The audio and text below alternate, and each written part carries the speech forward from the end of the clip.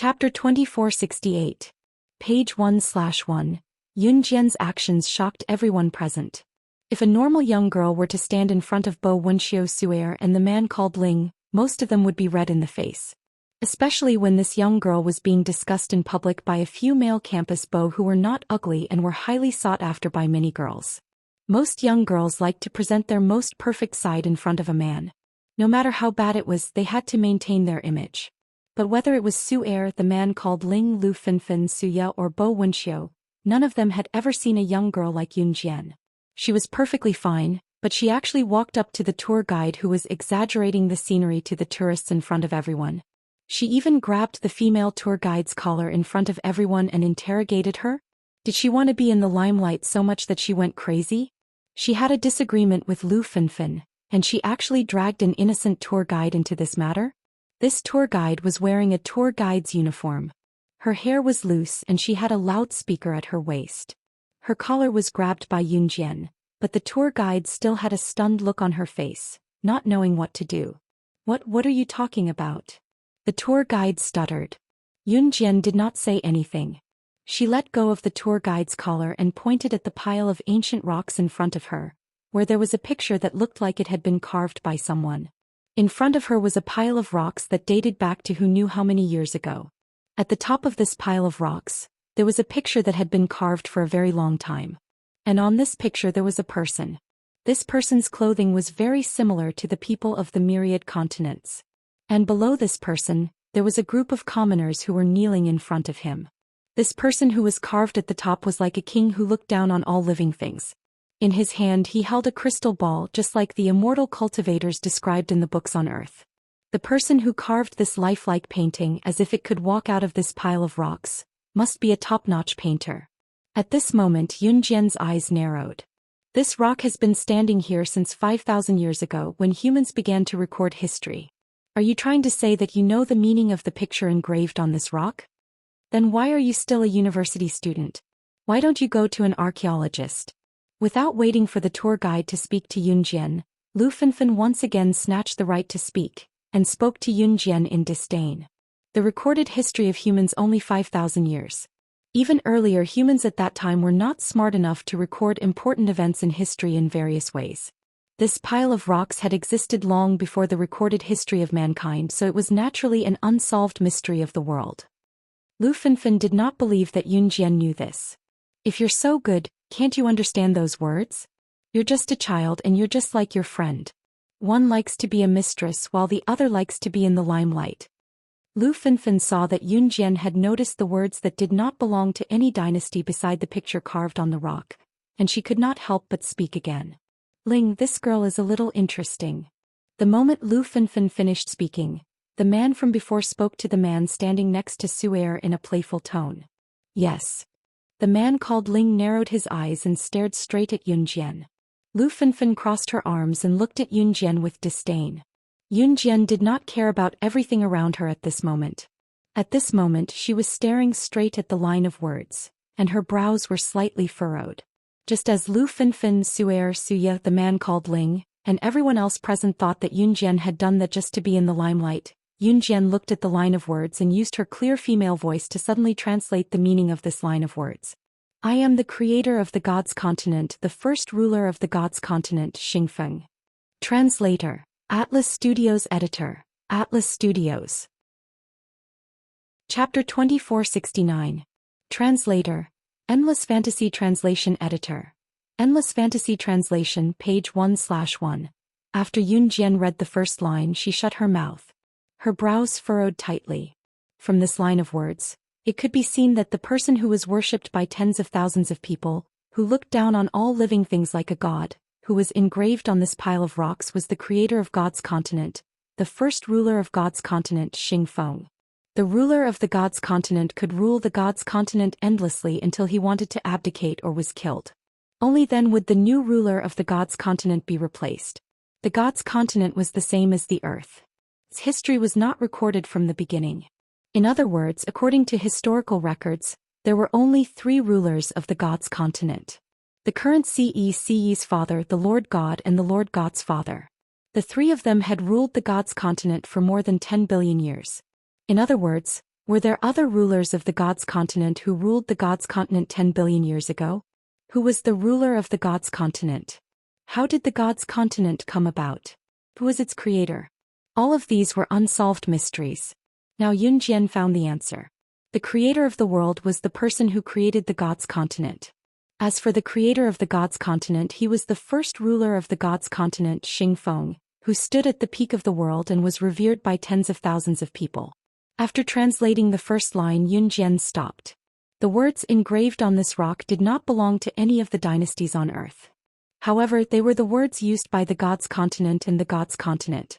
Therefore Yunjian could understand them. However, after roughly reading the words on this rock, although Yunjian looked calm on the surface, her heart was in turmoil. On this rock was the life experience of the first ruler of the gods' continent, Xingfeng, who had created the gods' continent. The gods' continent was a world that Xingfeng had personally created. Xingfeng had created the gods' continent to satisfy his vanity. In the end, everything in the gods' continent was arranged in an orderly manner. Xingfeng even had a child with the woman he loved. He left the gods' continent to the child and went into seclusion with the woman he loved. However, before they went into seclusion, a dark force appeared on the gods' continent. A mysterious man in a black robe brought his force into the gods' continent and wanted to unify the gods' continent. But who would have thought that he would be discovered by Xingfeng, and the two sides engaged in a direct battle. In the end, that mysterious black-robed person's spiritual energy was greatly damaged and he was forced to flee. Moreover, Xingfeng said that this mysterious person had a mysterious aura. Even if he was defeated thousands or tens of thousands of times, he still had an undying body and could make a comeback. This was the most terrifying part.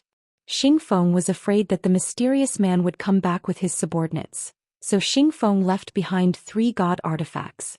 Those 3 god artifacts were created by Xingfeng using all of his spiritual power. As long as the 3 divine weapons were collected together, the mysterious man would be completely defeated. And 2 of these 3 divine artifacts were in Yunjian's hands. Sandalwood box and wooden fan. It turned out that the mysterious man had already appeared on the gods' continent hundreds of millions of years ago. Yunjian narrowed her eyes fiercely. When the group of people next to her saw that Yunjian had actually translated the words on the carving, they were all stunned. When she came back to her senses, Lu Fenfen's expression changed drastically. What are you talking about? Are you addicted to pretending? You dare to say anything. Aren't you afraid of being exposed? Lu Fenfen looked embarrassed. But just as Lu Fenfen finished speaking, Yunjian suddenly turned sideways to look at her. She clenched her hand into an eagle's claw and grabbed Lu Fenfen's neck. Before anyone present could react, she raised her hand and suddenly grabbed Lu Fenfen's neck, lifting Lu Fenfen into the air. Then, under the horrified expressions of Bo Wenxiu, Su'er, Suya, the man named Ling, and the others present, Yunjian raised her head slightly. Under her bangs, a pair of eyes flashed with killing intent. Everyone present was in an uproar and a cold voice suddenly sounded like a ghost. Old woman, do you want to taste the taste of death? Translator, Atlas Studios Editor, Atlas Studios. Chapter 2470. Translator, Endless Fantasy Translation Editor. Endless Fantasy Translation, page 1/1. Yunjian's words coupled with Yunjian's current actions stunned everyone present. It was as if they had seen something terrifying. How could a normal teenage girl have such amazing wrist strength? She could form her hand into an eagle's claw and strangle a person's neck, lifting the person up effortlessly. Yunjian's wrist strength was not something an ordinary person could compare to. Everyone present, including the tourists standing at the side and the female tour guide, all looked extremely shocked. Everyone's faces were shrouded in shock and fear. Yunjian's actions were too shocking. Mom! Bowenshio was the first to react. He rushed forward and shouted. Just as Lu Fenfen was about to be strangled to death by Yunjian, he begged Yunjian for mercy. Let her go. I'll definitely control her mouth and stop her from spouting nonsense. When everyone came to their senses and wanted to save Lu Fenfen, Yunjian glanced at Bowenshio. She laughed coldly and let go. The message you sent to Xiaofeng saved your mom's life. Yunjian glanced at Bowenshio. Her red lips moved, but her face was still expressionless. She glanced at Bowenshio, then turned and left. How did she know? I was the one who sent the message. Bo and Xiao looked at Yun Jian's retreating figure and stood rooted to the ground, dumbstruck. Wenxiao, what's going on? Su'er asked Bo and Xiao after seeing Lu Finfin take a long time to recover. He heaved a sigh of relief. I'm fine. Bo and Xiao shook his head, suppressing the shock in his heart. There was only one kind of person who could so accurately guess that he was the one who sent the message. A hacker. Yun Jian left the purple cherry garden. There was no more information she wanted here. Just now, Yun Jian had basically understood the origin of the mysterious person. The creator of the divine continent, Xing Feng, was not from the divine continent. He came from another world. It was a place that did not belong to Earth, nor did it belong to the thousands of continents. The people there were not strong. They did not even have the spiritual power of the gods' continent or the myriad continents. However, that place was like a paradise. There were no wars or disputes. Back then, Xing Feng had only come to the gods' continent to become stronger.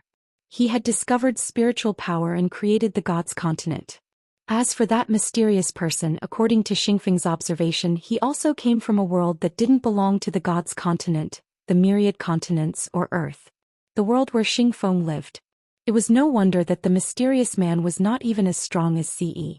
Normally speaking, an immortal cultivator who had existed for hundreds of millions of years should be so powerful that no one could defeat him.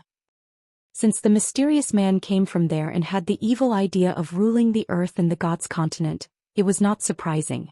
Of course, Yun Jian's focus was not on this, but she already knew where the third divine artifact, other than the sandalwood box and the wooden fan, was among the 3 divine artifacts that Xing Feng had left behind. In the hospital ward, Qin Sini did not agree with Zhang Xiaofeng, nor did she reject Zhang Xiaofeng's courtship. Zhang Xiaofeng was feeding her porridge, spoonful by spoonful. Qin Sini felt that she was very selfish. She could not be with Zhang Xiaofeng, but she did not want him to leave.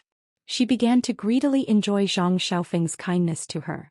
But now she was even less qualified to be with him. She thought that she had lost her virginity to Bo Wenxiao. Qin Sini's thoughts drifted so far away that when she reached for the porridge that Zhang Xiaofeng was feeding her, she accidentally put her nose close to his.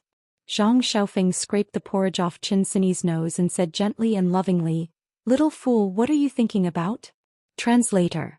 Hengyi Translations Editor. Hengyi Translations. Chapter 2471. Zhang Xiaofeng, I think we shouldn't do this. It's weird. Qin Sini blurted out again, unable to hold herself back.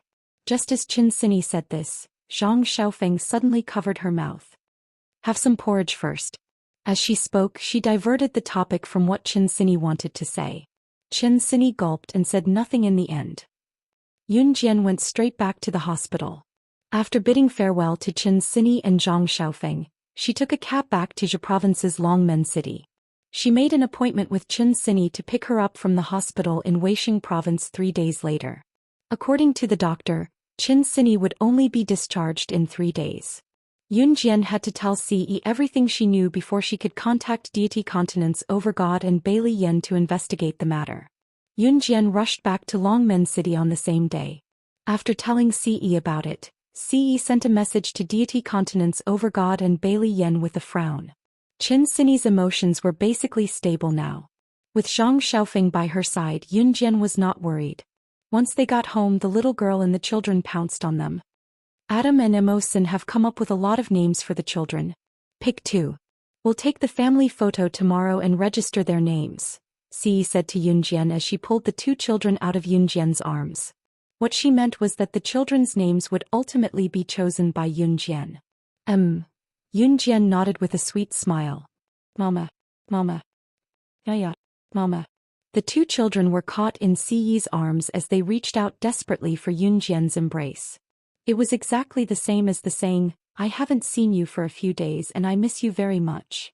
When Ce saw that the little girl was about to cry because she couldn't get her mother's embrace, her heart ached for her. She hurriedly handed the little girl over to Yun Jian. Seeing this, the little guy desperately squeezed out 2 drops of tears. In the end, Ce grabbed him by the collar and threw him back into the crib in the room. Mama, The little girl grabbed onto Yun Jian's clothes in satisfaction and rubbed her face against Yun Jian's body. She looked extremely adorable. The next day, since Yun Jian had returned home early, C had made an appointment to take a family photo the day before. This morning, the family of 4 went to the photography studio where the photo was taken. When the photographer saw Yunjian and Ci's family of 4, he couldn't help but praise, "What a handsome family. I've never photographed such a handsome family of 4 in my life. The whole family looks like celebrities in the movies." Yunjian only pursed her red lips slightly. In this era, family photos were usually taken indoors, and the background was even photoshopped later on. Come. Stand there," the photographer instructed. As he spoke, the photographer held up a huge camera and personally demonstrated how it worked. He then asked Ce and Yunjian to do the same. "Young man, sit on the bench and hug your son. Let your wife sit on your lap and hug your daughter. Take a picture." When he said this, the photographer even wiped his nose, causing it to bleed. Oh my God, he really had never taken such a handsome family. What kind of extreme photos were these? He had to take a few more. Just looking at this family made him envious. Ce's eyes darkened, but she still did as she was told. Come. Young man, put your hand under your wife's chest and hug her. Move your eyes and look at her like this. Yes. Let your wife sit on your lap and don't raise her butt. You've been married for so long and even have a child. There's nothing to be shy about. Hurry up. Chapter 2472. Page 1/1. Translator. Atlas Studios Editor. Atlas Studios. The photographer turned around and secretly wiped the blood from his nose. He raised his camera and pointed it at Yunjian, Ce, the little girl and the little guy. Yunjian obediently sat on Ce's lap. She hugged the little girl and looked at the camera. Yunjian and Ce didn't know much about photography, so Yunjian and Ce only thought that the photographer would be able to take a good picture of their family. If Yunjian and Ce could see through the photographer's thoughts, the photography shop would probably not be able to continue operating.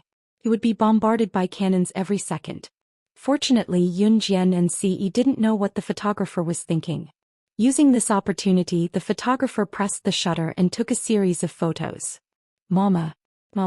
The little girl who was being hugged by Yunjian seemed very excited. She didn't sit obediently on Yunjian's lap at all. Instead, she stood on Yunjian's lap and jumped up and down. Yunjian supported the little girl's waist so that she wouldn't fall down. The little guy at the side was being held by Ce by the corner of his shirt. He stared blankly at Ce. He was only 5.5 months old, but his handsome face already had an outline. He stared blankly at Yunjian, then at Ce. Finally, his gaze locked onto the little girl who was being doted on by Yunjian. In the end, the little guy treated himself like a swallow and was being held in the air. He swung his arms and legs up and down excitedly. Of the 2 little guys, one was jumping up and down on Yunjian's lap and calling out "Mama" loudly. The other was being held in Ce's hand and was flying up like a swallow flapping its wings. Yunjian was amused by the 2 restless little guys. She didn't know that Ce's face had already darkened to the extreme at this moment. The 2 restless fellows kept moving around, especially the little girl who was jumping up and down on Yunjian's lap. Yunjian was still sitting on Ce's lap. Yunjian was fine, but Ce was the one who suffered. That rubbing and scrubbing was really torturous. Good. Don't move, that's it. What a great photo. Oh my God, I've never taken such a great photo in all my years of photography. The photographer exclaimed as he pressed the shutter. Inside the camera, the 4 of them acted very naturally when the photographer pressed the shutter. Ce's face was a little gloomy, but in the photo with her back view, there was a sense of warmth mixed in. After taking a full set of family photos, Yunjian and Ce brought the children to the entrance of Longmen City's police station. Before they left, Yunjian had already picked out names for the little girl and the child. Yuan. The former was the little girl's name while the latter was the child's name. There was no special meaning to it. It was just that these were the words that caught Yunjian's attention at first glance among the pile of names. After registering the 2 children, Yunjian carried the little girl while Ce carried the child to the nearby food street. The food street was very lively at night with many people coming and going. Just as they arrived, the little girl stretched her neck and body forward desperately. Mama. Yeah. The little girl pointed at a person who was selling cotton candy not far away. He was even holding a bunch of cotton candy in his hand. She squeaked and squeaked. When Yunjian saw that the little girl and the child were drooling, she bought cotton candy made from granulated sugar for each of them. Despite her young age, the little girl passed the cotton candy to Yunjian after taking a bite out of it. Yunjian's heart warmed as she took a bite. The little girl giggled and passed the cotton candy that Yunjian had bitten to Siyi's mouth. Papa, Papa, Papa, Yaya, Yaya. Translator. Hengyi Translations Editor. Hengyi Translations. Chapter 2473. Page 1/1.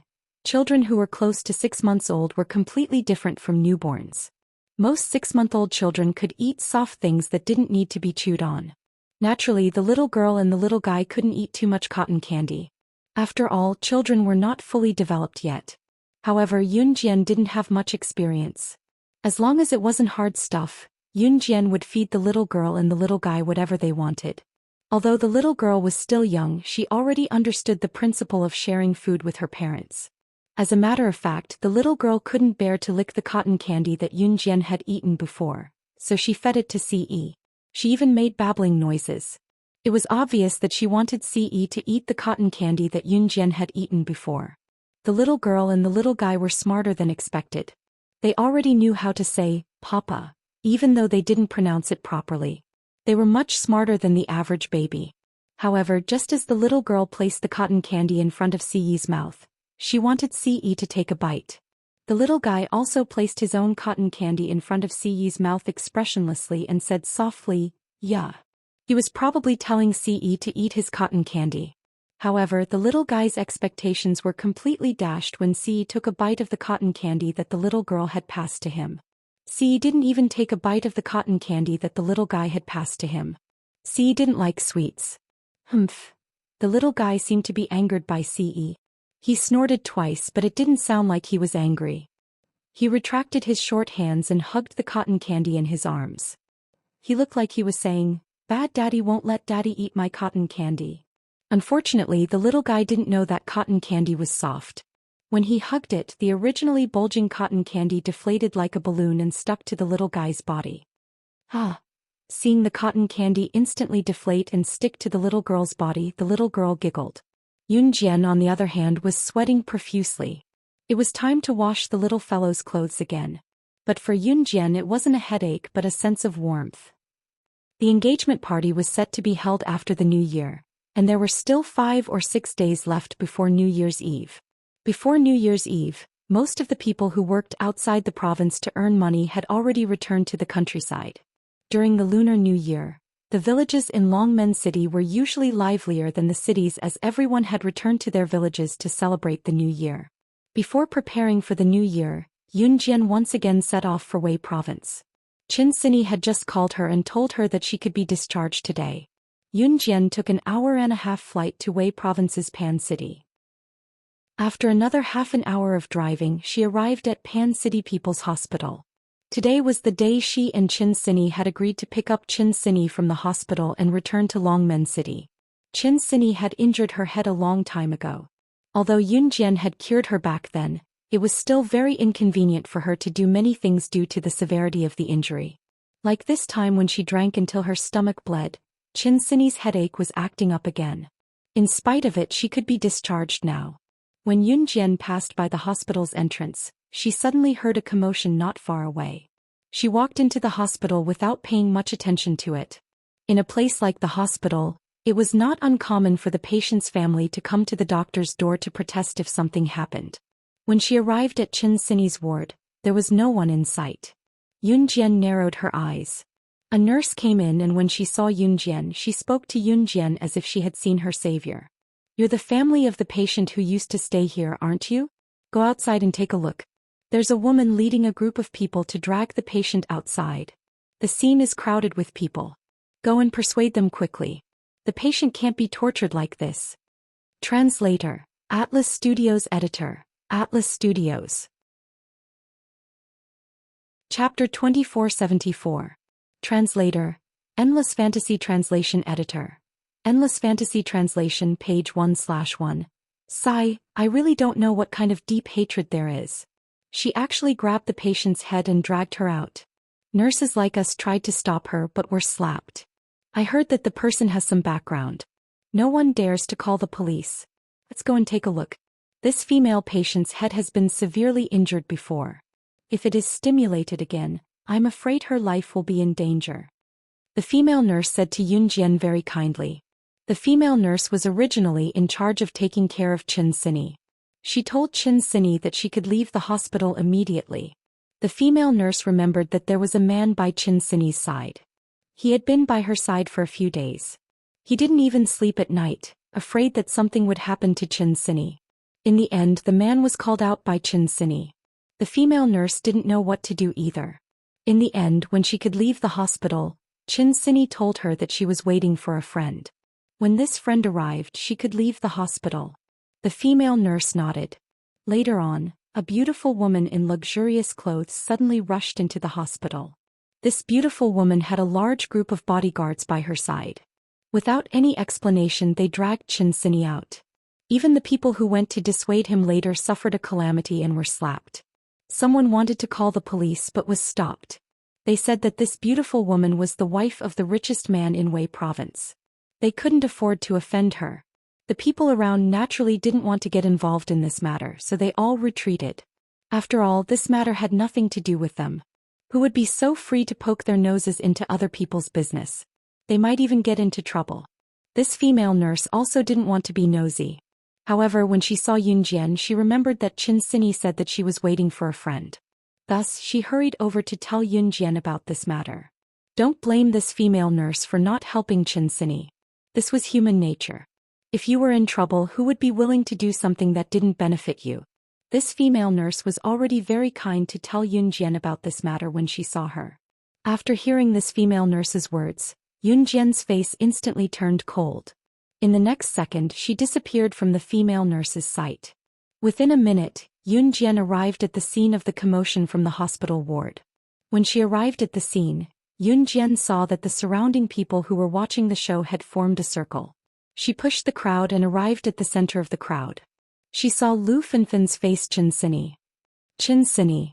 Chin Sini translation. Was Lu Finfin. Was. Chin Sini who had her head was Chin Sini.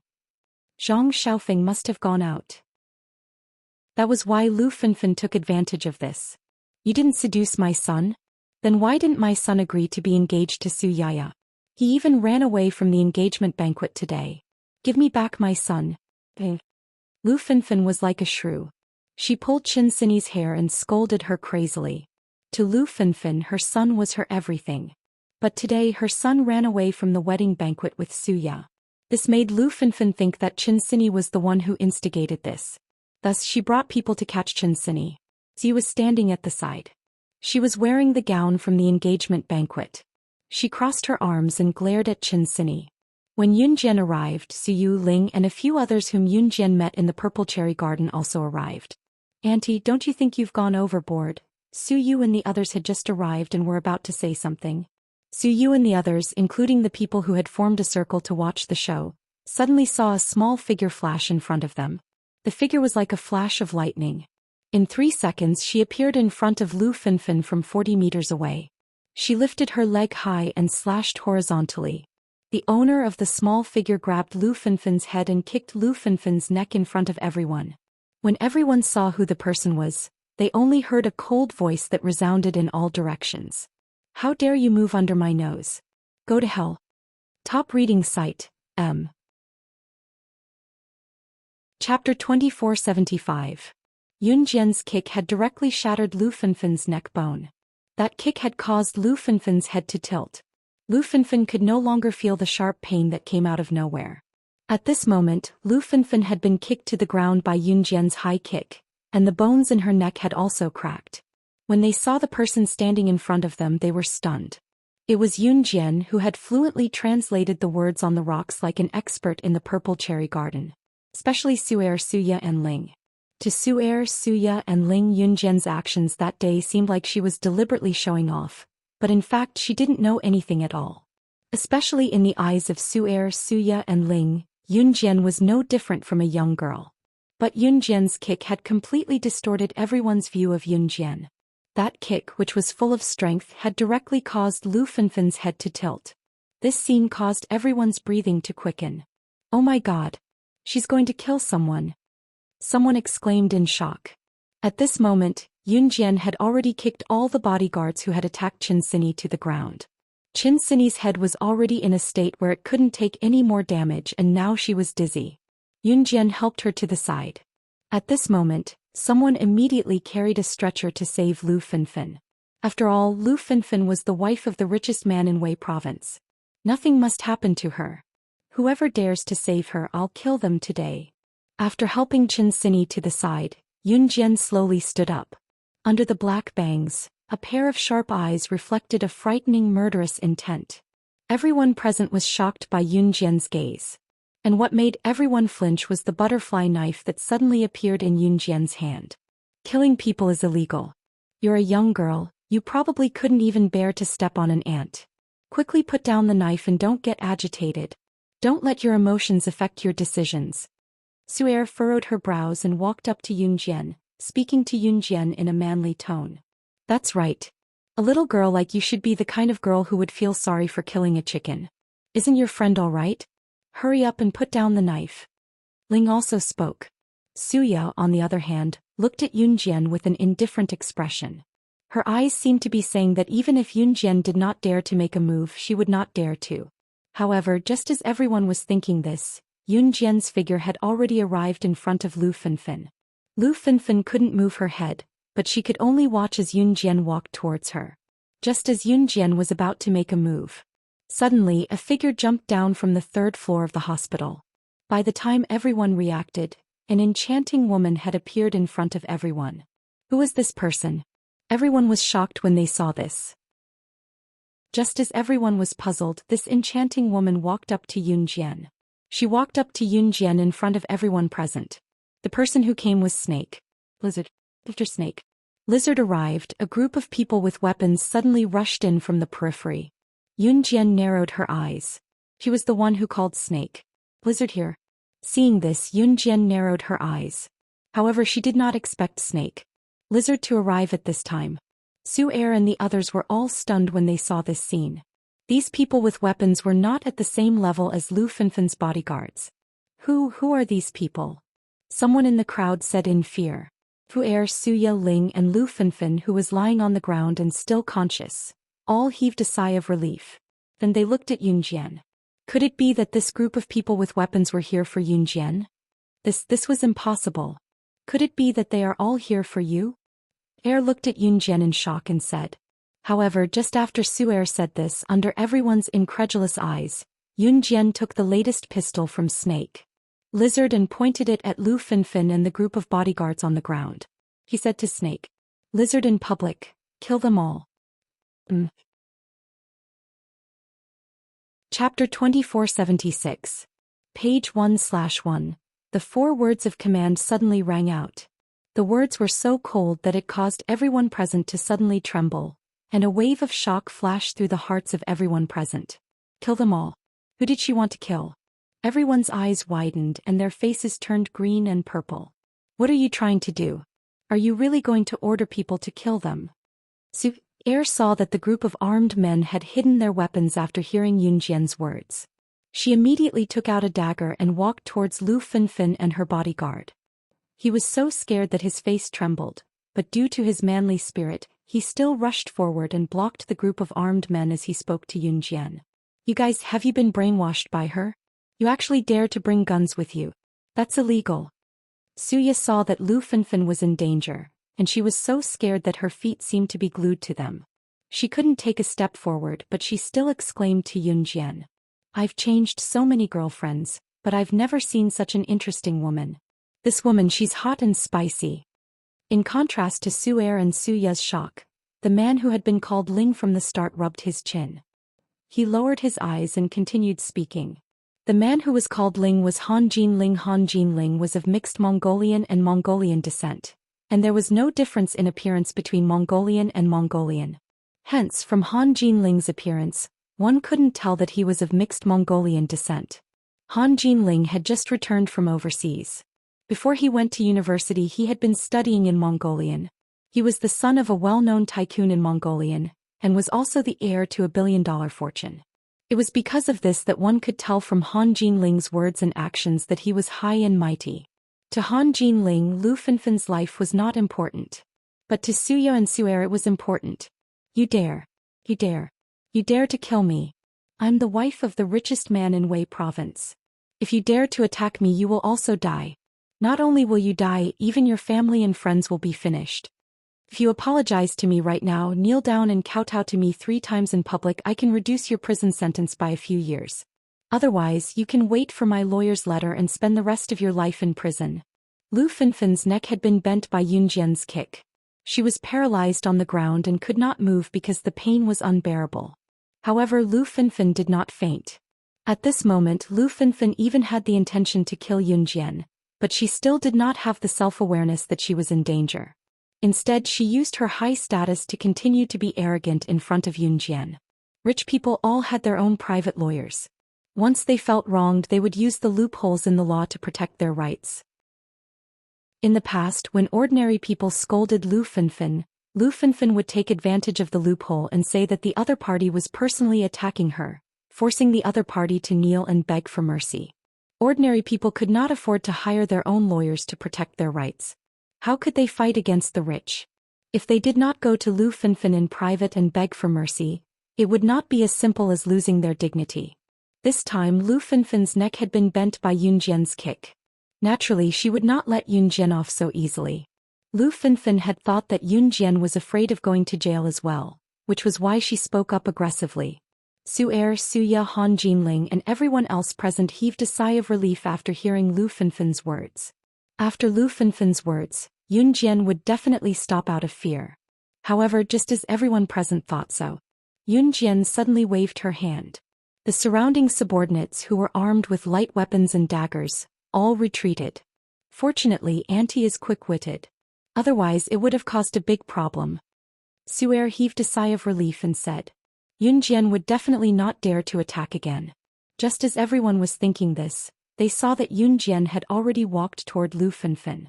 She walked up to Lu Fenfen and raised her foot to step on Lu Fenfen's back.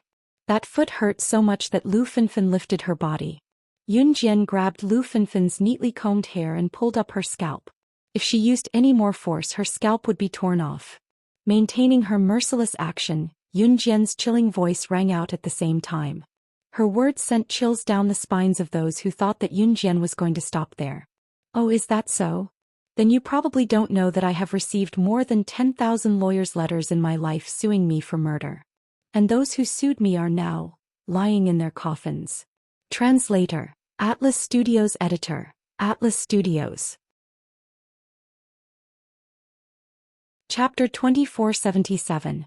Page 1/1. Yun Jian's words were like the scene of a ghost in a horror movie. It suddenly resounded, causing everyone's hearts to tremble. It was even more frightening than the words, "Kill them all." This line of words coming out of Yun Jian's mouth was more terrifying than any horror movie. Those words were indifferent, but they made people unable to ignore them. It was like a ballet that struck everyone's hearts. Especially Lu Fenfen, who was sure that Yun Jian would be like those people she met before, who were scared to the point of kneeling and begging for mercy when she said she would send her a lawyer's letter, was so scared that they hurriedly apologized to her. At this moment her eyes widened and her face was stunned. In Lu Fenfen's subconscious mind, ordinary people would be scared witless when they heard her say she would send a lawyer's letter to sue the other party. Even if the other party was reasonable, the other party did not have money. People who did not have money could not even afford a good lawyer to defend themselves, let alone offend a rich person. But the meaning behind Yun Jian's words was extremely terrifying. That meant, she often kill people? Yun Jian's words directly scared Lu Fenfen to the point that her face turned pale. However, it was not only Lu Fenfen. Suya and Han Jinling, who thought that Lu Fenfen's words had stunned Yun Jian, were so scared that their faces turned green and purple. They could not recover for a long time. Then, according to what you said, you often kill people? After the shock, Han Jinling was the first to react. He narrowed his eyes and looked at Yun Jian with an expression that said he had seen through her very clearly. Han Jinling was also a handsome guy who looked so handsome that girls passing by would stop in their tracks. Han Jinling, who was of mixed Chinese descent, used to stay in country H, And Han Jinling even participated in Country H's male singing group's training. At that time he even became a popular male singer in the entertainment industry. But as a rich second-generation heir, Han Jinling had everything he wanted. When he couldn't find any novelty in the entertainment industry, he directly left the industry. Of course, the fact that Han Jinling was able to enter the entertainment industry and become a popular male singer meant that his looks were not bad. Han Jinling originally thought that Yun Jian would respond to him, but to his surprise, Yun Jian let go of Lu Fenfen's hair, stepped on Lu Fenfen's back with one foot and said coldly, "Last time in the Purple Cherry Garden I didn't kill you. You should thank your son for giving you a chance. Today you actually dared to touch my people again. In that case I'll give you face again and personally send you to your death." What happened in Wei Province's Pan City did not alarm the Pan City police station. Meanwhile in Longmen City, Yeji was staying at Qin Yuru's house. There were many rooms in Qin Yuru's house. She also had her own room. Today Qin Yuru, Xiao Yunju, the little fellow, and the girl had all gone out. Xi was not in Longmen City. Yeji was home alone. She was sitting on the bed in her room.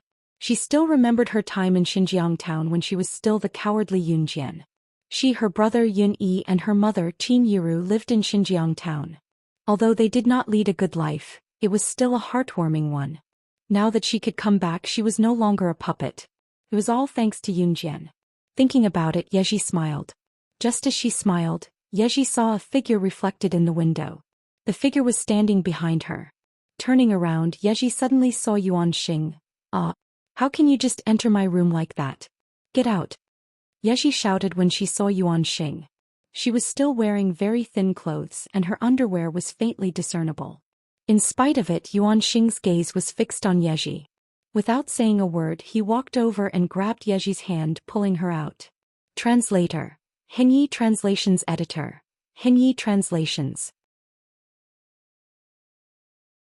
Chapter 2478. Translator. Endless Fantasy Translation Editor. Endless Fantasy Translation Translator. Endless Fantasy Translation Editor. Endless Fantasy Translation. It was a fact that Yi Ji was timid and weak. This had never changed before and after her rebirth. However, this was also applied to people. In front of Yuan Xing, Yi Ji was not afraid of him at all. But in front of other people she probably wouldn't even dare to speak loudly. This might be because Yuan Xing had been by her side since her rebirth and they had known each other for 4 years. Of course, before that Yuan Xing had never helped her. Even if she was beaten up, he would not help her. There was no sense of closeness between them. "Come with me." Yuan Lin did not say anything else. That was all he said. "Where are we going?" "Let go. Let go. I'm not dressed yet." Yi Ji wanted to pull her hand back from Yuan Xing's grasp. Yi Ji was sitting on the bed to change her clothes because she had to go to Qin Yu's house at night, but her mind wandered when she was changing as she thought about her past. Who would have thought that Yuan Xing would suddenly appear? Did he not say that he would not look for her in the future because he could not see Yun Jian and Ce? Yi Ji's eyes teared up when she saw Yuan Jin's death grip on her hand. Just as she was about to be dragged out of the room by Yuan Jin, she mustered up her courage and reached out to grab the door. She half squatted and refused to go out no matter what. "I want to wait for Sis Yun Jian to come back. I won't go with you. If you take me away, Sis Yun Jian won't let you go. She's the best to me. She's the best to me in the whole world." Yi Ji hugged the door tightly and yelled at Yuan Xing. Hearing Yi Ji say that Yun Jian treated her the best in the world, a glint flickered in Yuan Jin's eyes. In that second he extended his large palm to pry Yi Ji's fingers off the door one by one and spoke expressionlessly. "You have to go." There was no room for negotiation. The envelope that Yun Jian took from Snake Lizard was actually sent by Yuan Xing to the Kosha mercenaries. The Kosha mercenaries would then pass the envelope to Snake Lizard, who would personally deliver it to Yun Jian. There was something written on the envelope that would be very helpful to Yun Jian. Of course, there was no such thing as a free lunch. Yuan Xing had told Yun Jian such an important thing directly because he had a request. He wanted Yi. As for whether Yun Jian and Yi Ji were willing or not, Yuan Xing, he had already delivered the letter. Even if Yun Jian was not, he was going to take her away. Wei Province's Pan City. Yun Jian was stepping on Lu Fenfen's back, Lu's hair. As Yun Jian, the butterfly translation, the translation of Lin Yun translation. When they, Lu, Lu Lu Lu, Lu Lu translation, translation Y.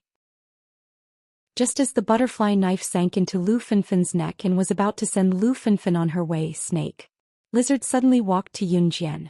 Snake Lizard, who was dressed in black tights and had an enchanting figure, squatted down and whispered something in Yunjian's ear. Yunjian's eyes narrowed and she stopped in time. I've taken care of it. Turning around, Yunjian told her subordinates who were armed and went to Qin Sini. Take her to the ward and come meet me immediately, Yunjian told Snake Lizard. She did not know where Zhang Xiaofeng had been called to by Qin Sini, but he had not returned yet. Yunjian, I'm fine. I can walk back myself. Go quickly if you have something to do. Qin Sini caressed her head and told Yunjian. Be a good girl. Yunjian did not give Qin Sini a chance to retort. By then Yunjian had torn the letter Yuan Xing gave her to shreds in front of everyone and left with her other subordinates who were armed with light weapons. No one dared to stop them. I'll go take a look. Su'er followed with a frown. I'll go too. Han Jinling followed them when he saw them. When Suya and the others saw this, they followed him curiously. Translator, Tim Editor, Globeglotter. Chapter 2479. The contents of the envelope were indeed very important to Yunjian. Because of this, Yunjian did not even have time to give Lu Finfin the final blow. She turned and left. Of course, this could be considered as saving Lu Finfin's life. It was not a coincidence that Snake Lizard and her subordinates with light weapons could come to Wei Province's Pan City. It was Yunjian who ordered them to come over. At that time Yunjian was walking in front, followed by a few subordinates with light weapons. The group walked forward. After Su'er asked Lu Finfin's bodyguards to take Lu Finfin away, she also followed Yunjian's footsteps and chased after them. Suya, Han Jinling and a few other rich second-generation heirs also followed behind. Su'er followed because he did not want to see Yunjian go astray. He thought that Yunjian had joined some gang, which was why so many people were willing to listen to her. This group of people even had guns in their hands. Of course, other than guns, Su'er also knew that Yunjian and this group of people who had joined a gang would not be able to take out anything else. They chased all the way to the entrance of the Purple Cherry Garden. Wait. Su'er was the first to run up. He blocked in front of Yunjian and said to Yunjian, I think you should leave the gang as soon as possible. It's not a place for a girl like you to stay. Yunjian glanced at Su'er and walked around Su'er to enter the Purple Cherry Garden. My brother is talking to you. You should at least listen to him. What you're doing is wrong. You're a good girl. Why are you learning to be the boss of a gang? I know that ordinary people like you all want to become rich second-generation heirs like us. But this is your life. You can't change it, so you join some gang? I am doing this for your own good. Suya saw that her brother's words were ignored by Yunjian, so she quickly helped to speak up. However, before Suya could finish her sentence, Yunjian suddenly glanced at her from the corner of her eyes. That cold, murderous gaze made Suya shiver and quickly change her words. Little girl, they're right. I'm a very reasonable person. Tell me, did you join the gang because you had some difficulties? Don't look at me like this. I've been in a gang before, so I know what you guys do. If you're willing, follow me. Although I can't marry you, I can take care of you for the rest of your life. A man in his 20s who was so fat that his clothes were about to burst, touched his stomach and said to Yunjian. After saying this, the fat man, who was obviously a rich second-generation heir, looked at Yunjian and asked, Little girl, I think you're still a virgin, right? Even if you're not a virgin, I don't mind.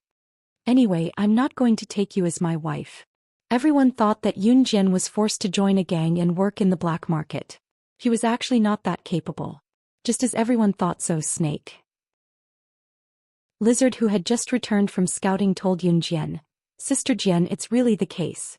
Someone stole the rocks in Purple Cherry Garden. There are ambushes everywhere. We can only barge in if we want to go in. Su'er and the others were stunned when they heard what Snake Lizard said. Someone stole the rocks in Purple Cherry Garden? Let's call the police.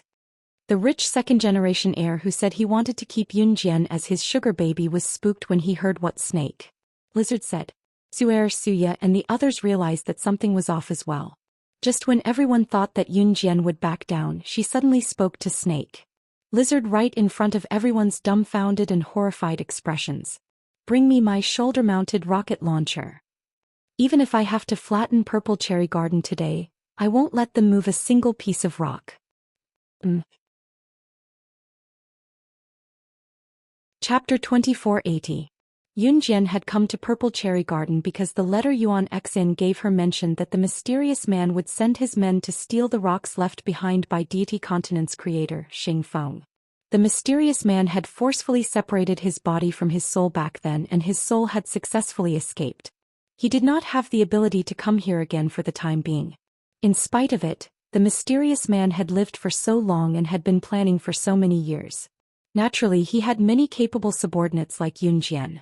The men who were sent to Purple Cherry Garden to steal the rocks today were personally dispatched by the mysterious man's capable subordinates.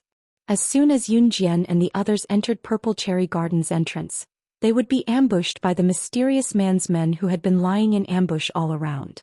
According to Yuan Xian's letter, the mysterious man's men were equipped with the latest and most powerful weapons. Therefore, it was extremely difficult to break through. Sister Jian, your shoulder-mounted rocket launcher needs another 10 minutes to arrive. Snake.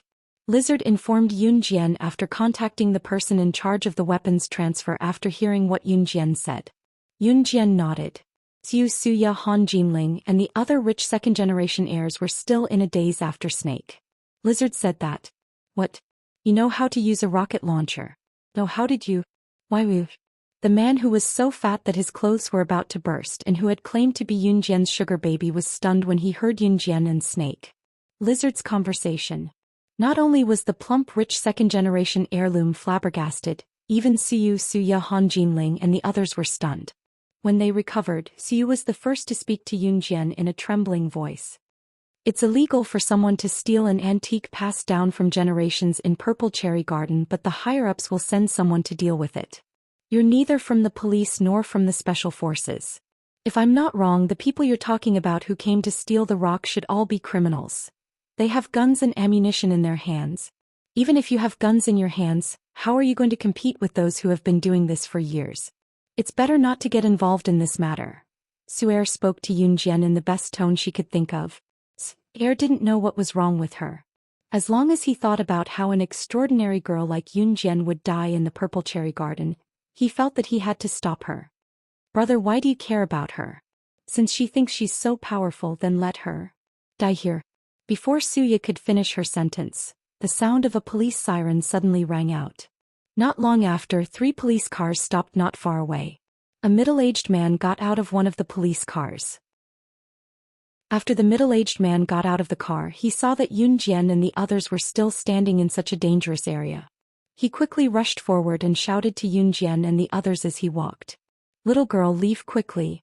We've received reports from nearby residents that a group of criminals with guns has appeared in the Purple Cherry Garden. If you continue to stay here, you'll be in danger. Please leave quickly.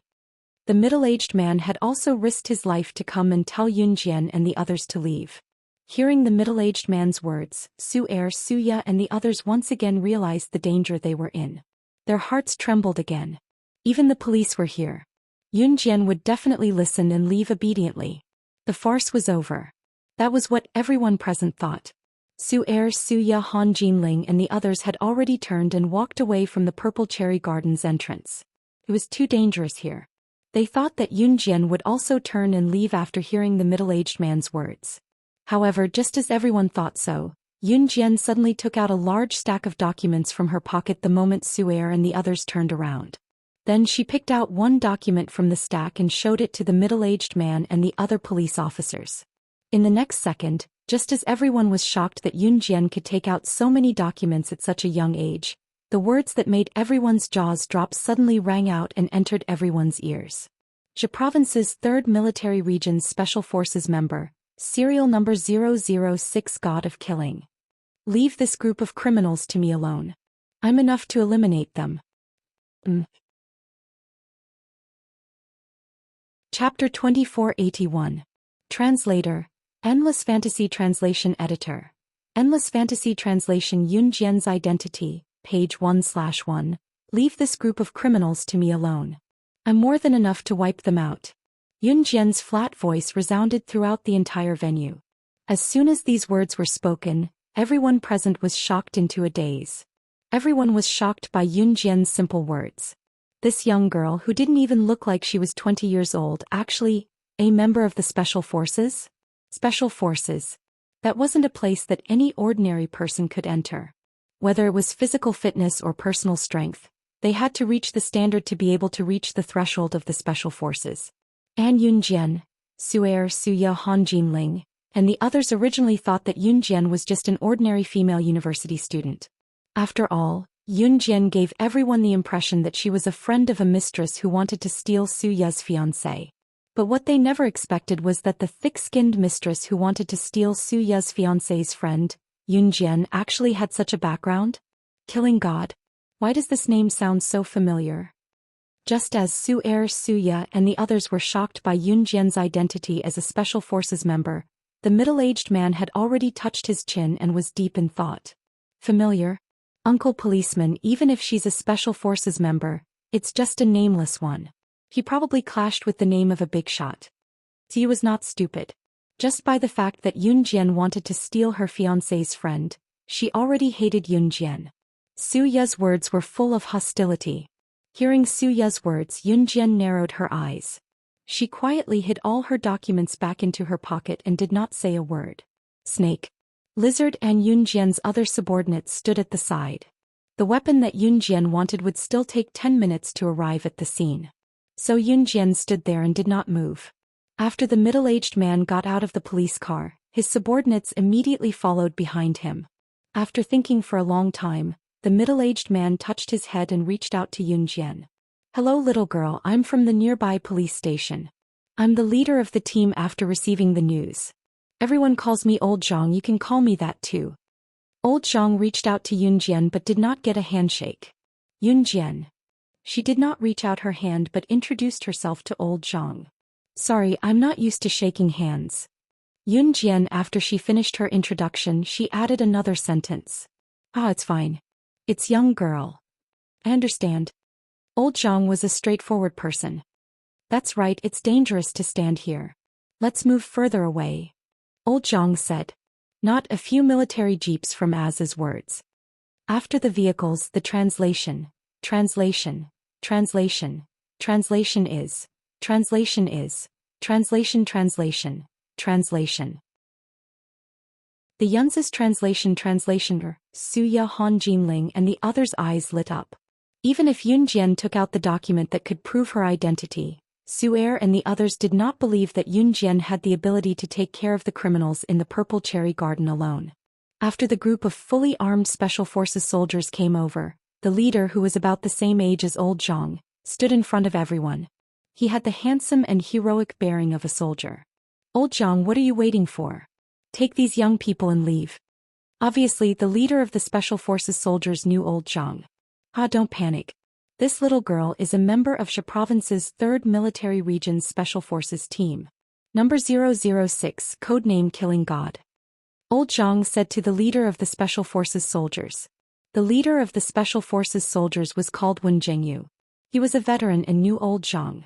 When Wen Zhengyu heard Old Zhang's words, Su'er and the others thought that Wen Zhengyu would be shocked that Yun Jian was a Special Forces soldier at such a young age. However, Wen Zhengyu's expression changed.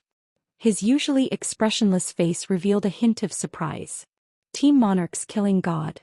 If I remember correctly, you're the daughter of the former 3rd Military Region's Special Forces team leader, Gu Junjian. Translator, Atlas Studios Editor, Atlas Studios. Chapter 2482. Gu Yunjian's status was not low. Before his retirement, Gu Yunjian's battle record was also an object of admiration for many. He was a hero. Wen Zhengyu had heard of Yun Jian long ago, but he did not expect to meet her here. Of course, Wen Zhengyu's face did not show much surprise or astonishment. When he heard about Yun Jian's identity, he was only stunned for a moment before laughing out loud. He looked at Yun Jian as if she was an old acquaintance and said, I've met Gu Junjian once before. He's a soldier full of righteousness. I admire him a lot. I didn't expect to meet his daughter here, and his daughter is the equally revered Team Monarch / God. It's a pleasure to meet you. Wen Zhengyu looked excited. Wen Zhengyu's words were heard by Su'er Suya Han Jinling and the others. The sudden surge of emotions caused Su'er, Han Jinling and the others to tremble. Yunjian had such a background. Moreover, from Wen Zhengyu's tone, Yunjian was also a very important person in the Special Forces team. Su'er and the others were shocked by his words. They widened their eyes and stared at Yunjian. Especially the fat man who said he wanted to keep Yunjian as his sugar baby. He was so shocked that his face turned green and purple. You guys go investigate the area first. When the time is right, we'll attack. Of course, Wen Zhenyu was not there to reminisce. After he said that to Yunjian, he smiled at Yunjian before turning to speak to his team members. Wen Zhenyu was the captain, so his team members were about to disperse and investigate the area before making plans to infiltrate the Purple Cherry Garden. There's no need to investigate. My men have already investigated all the hiding spots and their plans in the Purple Cherry Garden.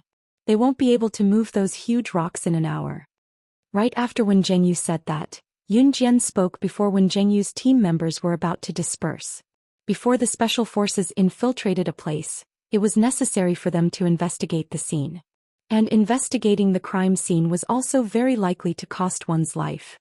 After Yunjian finished speaking, Wen Zhenyu immediately reacted. There's no need to check.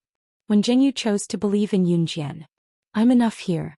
However, since you're here, I'll deal with the aftermath after I enter the Purple Cherry Garden, Yunjian said.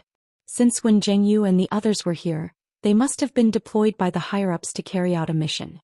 After hearing Yunjian's words, Wen Zhenyu was stunned. He was stunned for a moment before he said, "Can you do it alone? It's too dangerous. Let's work together. I alone am enough. Working together will only drag me down." Although Yunjian had a good impression of Wen Zhenyu, she was still merciless when it came to such matters. Originally, they thought that the way Wen Zhenyu and Yunjian spoke was very friendly. However, after hearing Yunjian's words, Su'er, Suya and Han Jinling instantly felt that Yunjian was deliberately destroying her relationship with Wen Zhenyu. Is she stupid? A normal person would at least say something polite, right? Isn't Yunjian afraid of offending people by speaking so bluntly? Just when Su'er, Suya and the others thought that Wen Zhenyu would frown unhappily because of Yunjian's words, Wen Zhenyu suddenly broke into a smile and said to Yunjian in front of everyone, "They will do as you say. I've never doubted the strength of the god of slaughter who can single-handedly capture countless spies in just a few days and still not subdue an international drug trafficker."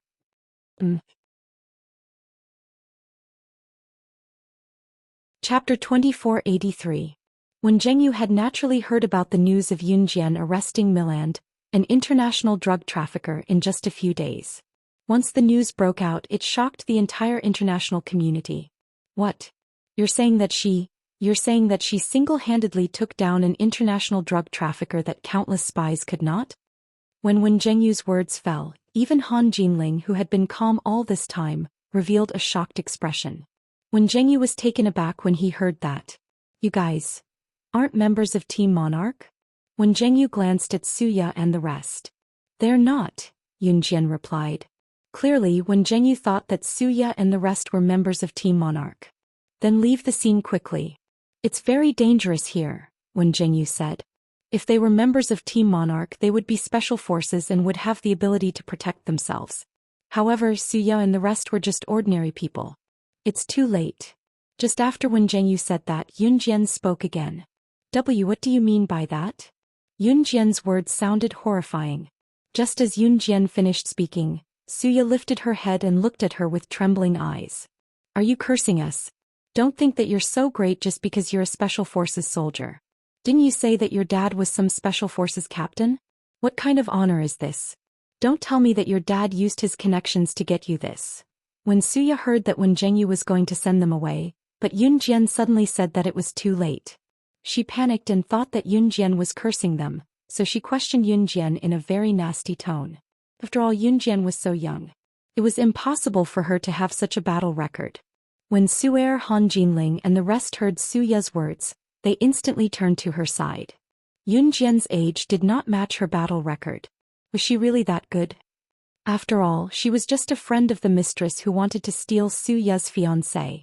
But just as Suya and Su'er thought so, Yunjian took out a pair of white transparent gloves from somewhere.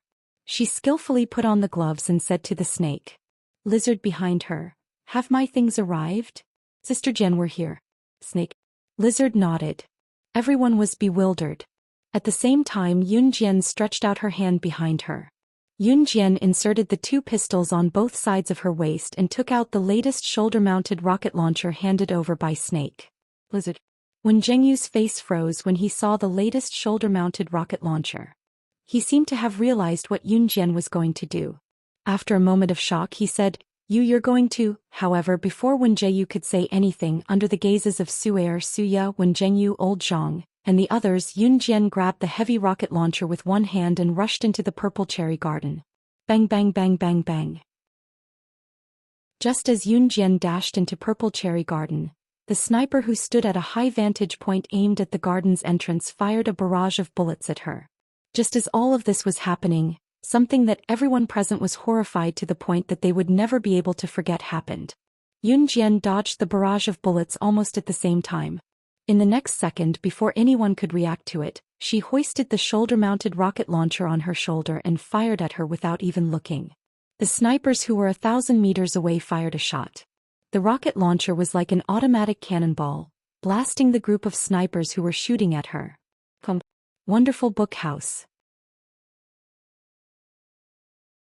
Chapter 2484. Translator. Endless Fantasy Translation Editor.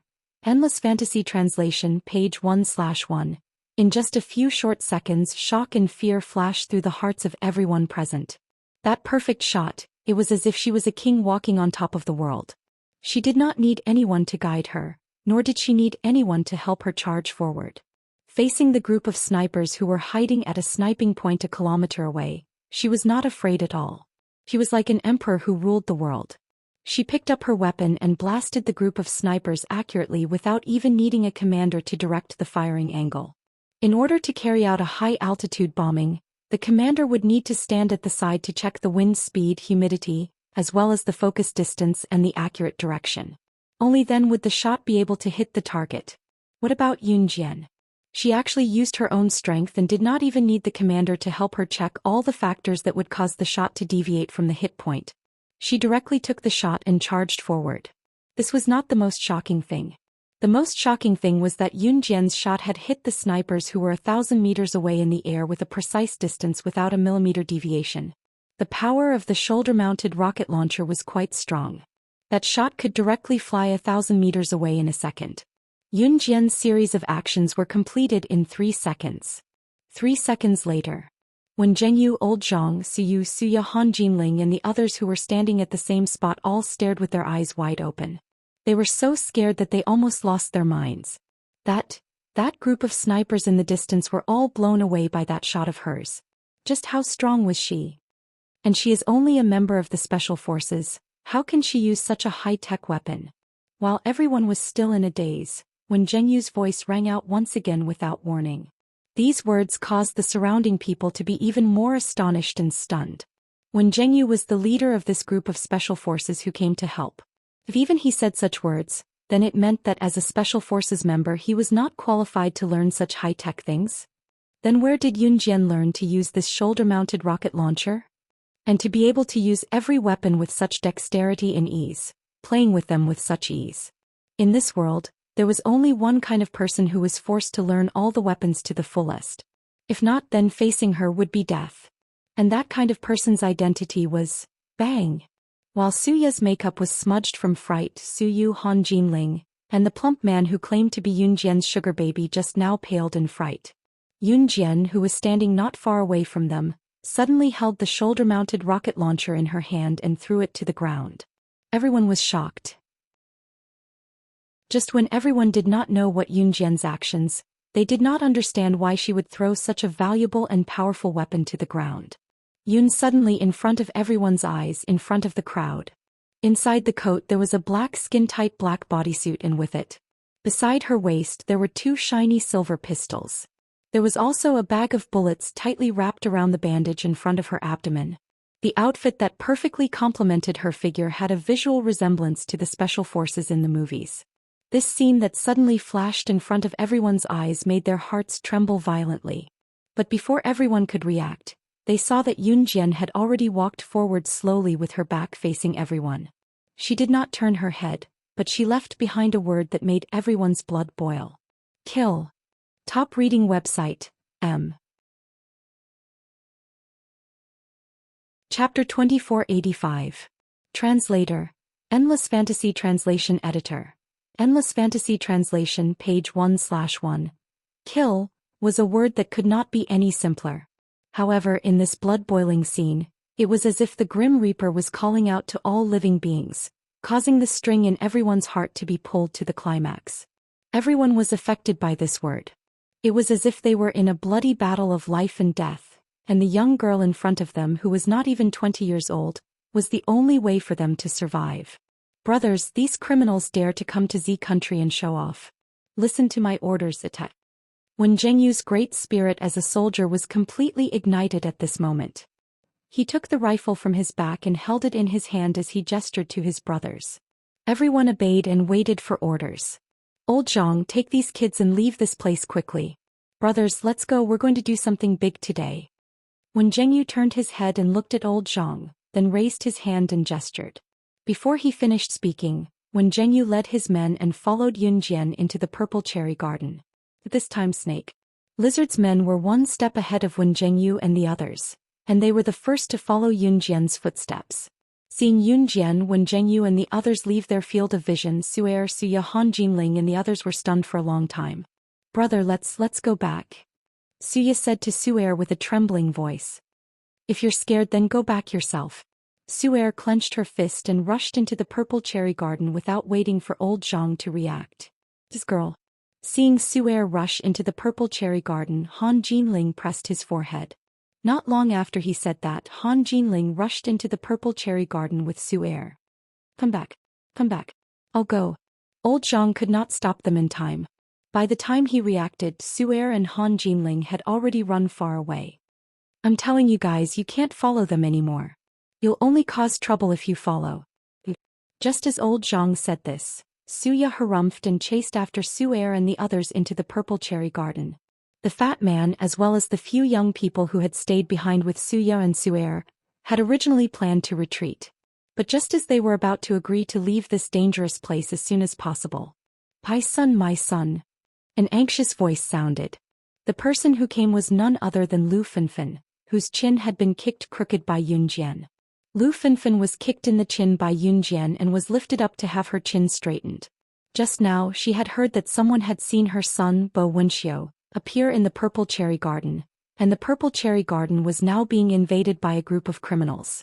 So, after putting on the chin that wouldn't shift, Lu Fenfen had her bodyguards escort her over to look for him.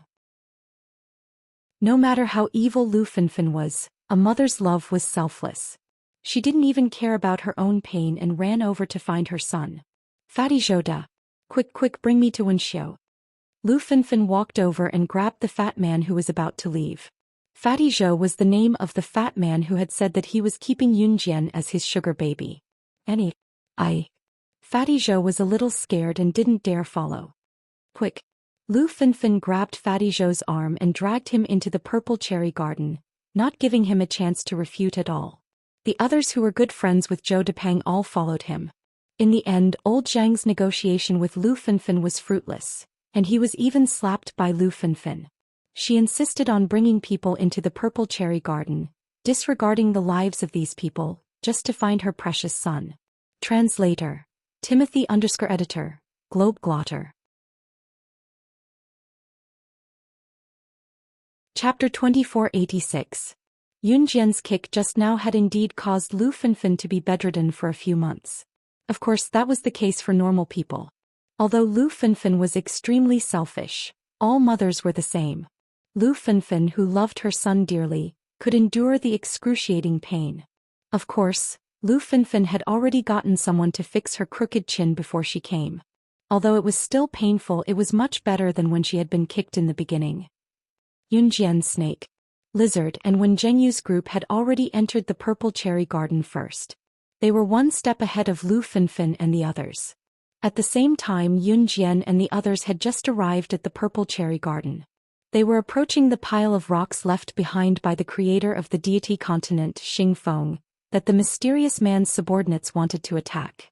It was quiet all around as if there was no one around.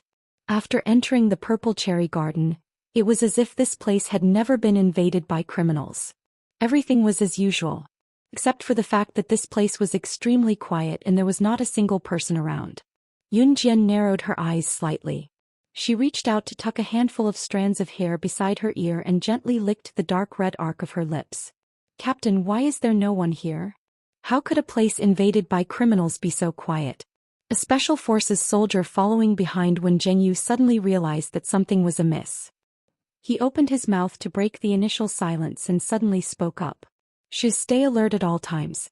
Don't let your guard down. Wen Zhengyu was indeed a veteran with higher seniority. He stretched his fingers and tightened his grip on the rifle in his hand as he spoke to his subordinate solemnly. Hearing this, the special forces soldier who had spoken up nodded silently and did not speak again. After Wen Zhengyu finished speaking, Yun Jian suddenly pointed silently behind a pile of rocks not far away. Hearing this, everyone moved forward. However, just as everyone was about to reach the back of the pile of target rocks, the sound of footsteps came from behind them. Son. My son. Son. This sudden female voice completely exposed Yun Jian and the others' whereabouts. The owner of this voice was none other than Lu Finfin. Oh no. Move. When Zhengyu shouted loudly. Hearing this, everyone hurriedly dodged to the side. Tu, Suya and Han Jinling, who had followed Yun Jian and the others into the purple cherry garden before Lu Finfin, were quite smart. They silently followed behind Yun Jian and the others. Who would have thought that Lu Finfin's voice would come from behind? Tu dash. At this moment, a series of machine gun shots rang out. When Zhengyu frowned when he saw that Lu Finfin and the others were exposed to the sniper rifle. His identity as a soldier made him rush forward without hesitation. He grabbed Lu Finfin and the others and threw them to the side. But the bullet was still faster than him and grazed his arm. Hiss. When Zhengyu gasped. At this moment, a group of black-robed people walked out from behind the pile of rocks. The group of people only revealed a pair of pitch-black eyes, which was incomparably strange. These people were also holding a group of hostages. A group of hostages had machine guns pointed at their heads. It was obvious that this group of hostages were the poor and unlucky people who had been caught by the criminals while strolling in the purple cherry garden. Son. My son. My son. When Lu Finfin saw Bo Wenxiu among the hostages, she screamed and tried to push Wen Zhengyu away. This is your son? One of the black-robed people heard this and asked. Yes. Let him go. As long as you let him go, I can give you money. I'll give you as much as you want. Lu Finfin nodded frantically. It wasn't that Bo Wenxiu was tied up by the black-robed people and couldn't move. He also covered his mouth. The black-robed people agreed. Seeing this, Lu Finfin heaved a sigh of relief. Just when Lu Finfin thought that the black-robed people would really let him go, the black-robed people suddenly took out a dagger. In front of everyone, he swung the dagger and chopped off Bo Wenxiu's middle and ring fingers in front of everyone. Sorry, I was going to loosen his ropes, but I didn't expect that I would miss.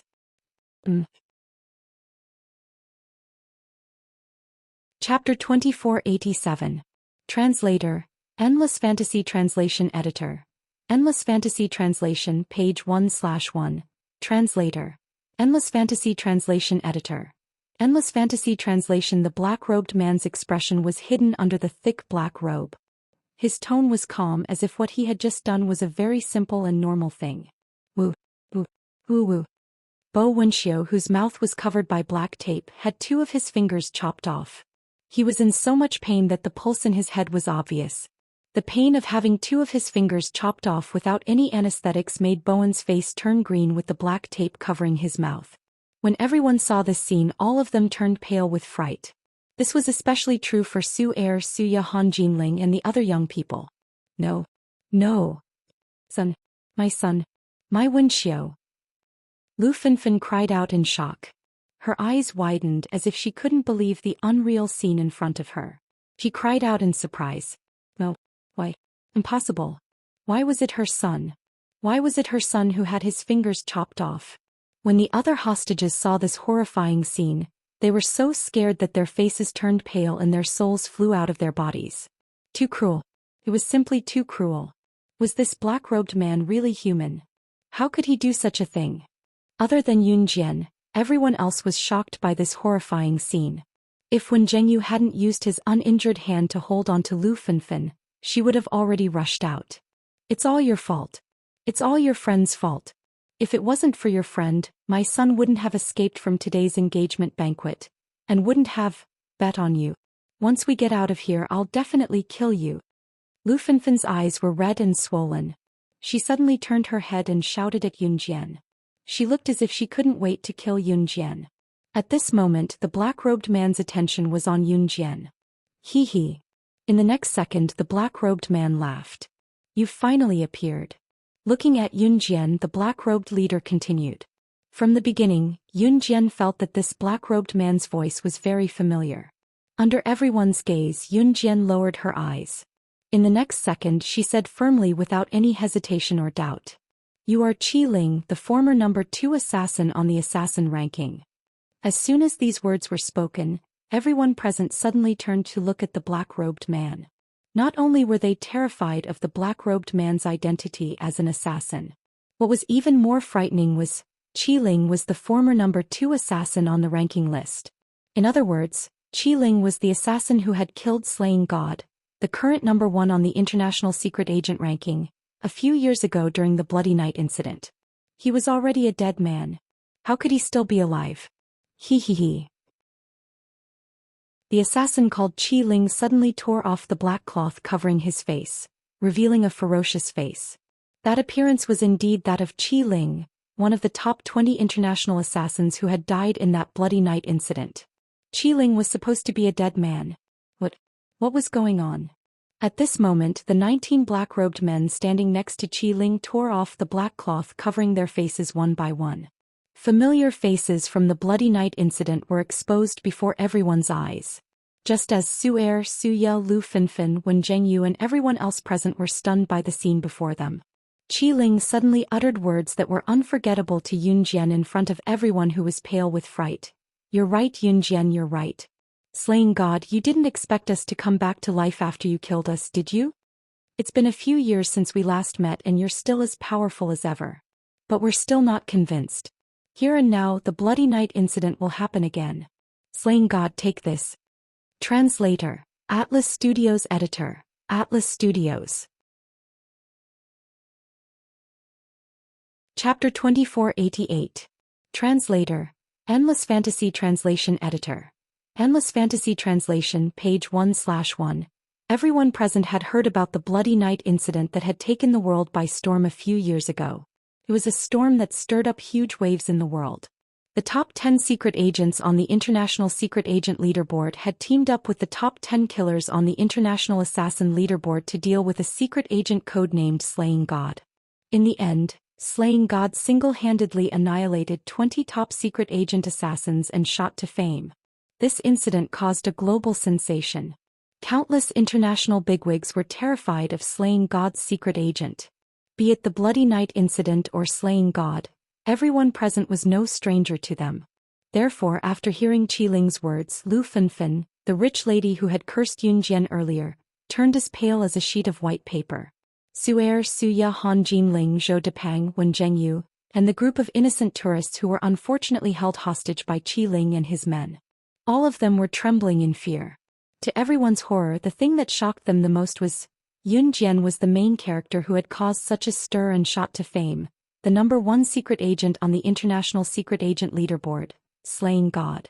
The terrifying woman who had become the nightmares of countless international bosses. She is. Lu Fenfen's face turned pale with fright. Her body trembled violently at a speed that was visible to the naked eye. At that moment, Lu Fenfen did not even care about her son who had 2 fingers chopped off and was in so much pain that he could barely breathe. The number 1 secret agent on the International Secret Agent Leaderboard, Slaying God. She was the one who had stepped on countless corpses from the top of the world and whose hands were never stained with blood. Isn't she the friend of the mistress who stole Wen Xiao from me? How can this be? How can this be? Suya could not care less that her fiancé's fingers had been chopped off. Her eyes were bigger than a fish's and she looked like she was scared out of her wits. Suer, Han Jinling, Zhou Depang, Wen Zhengyu, and the rest were all rooted to the spot without exception.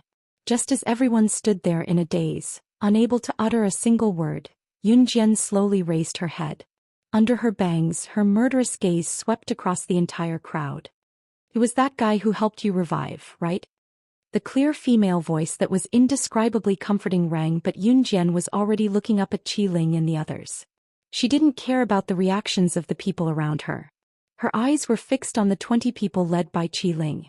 The murderous intent emitted from her eyes made everyone tremble. Compared to the Yunjian from before, there was a clear contrast. At this moment, just a glance from her was enough to make people feel her murderous aura. Yunjian didn't expect that Qiling and the others would come back to life. Slaying God, I bet you didn't see this coming. Back then when you killed the 20 of us, we did indeed die in your hands. But we were resurrected by that mysterious master. We've been living in seclusion in the mountains for the past few years so that we could meet you again one day and send you to hell with our own hands. We've planned for this day for many years and we're finally going to get our wish today. Slaying God will defeat you with our own abilities. Qiling, who was ranked second on the international assassin chart back then, seemed to have become the leader of the 20 people now. At this moment, Qiling represented the rest as he clenched his fists and spoke in front of everyone. The atmosphere reached its climax in an instant. Just when everyone thought that Yunjian would at least tremble at being hunted down by her enemies, they saw Yunjian curl her lips into an eerie smile in front of everyone. Then she suddenly pulled out 2 pistols from her waist and threw them on the ground. In front of everyone, she spoke arrogantly to Qiling and the others, which made everyone present feel horrified. "No matter how many times you revive, the ending will be the same. Back then I could bury the 20 of you with my bare hands. Today I, Slaying God, can do the same and send you to hell again with my bare hands." Translator. Endless Fantasy Translation Editor. Endless Fantasy Translation. Chapter 2489. Page 1/1. Yunjian's words were arrogant. Putting aside how Yunjian had killed Qiling and his men a few years ago, the fact that Yunjian was facing them alone right now was enough to make one wonder. Qiling and his men had trained themselves for so many years just to kill her. Could Yunjian really take on all 20 of them? Moreover, she had to fight empty-handed. Did she really have the ability to do that? No matter how sensational the incident back then was, it was only a legend after all.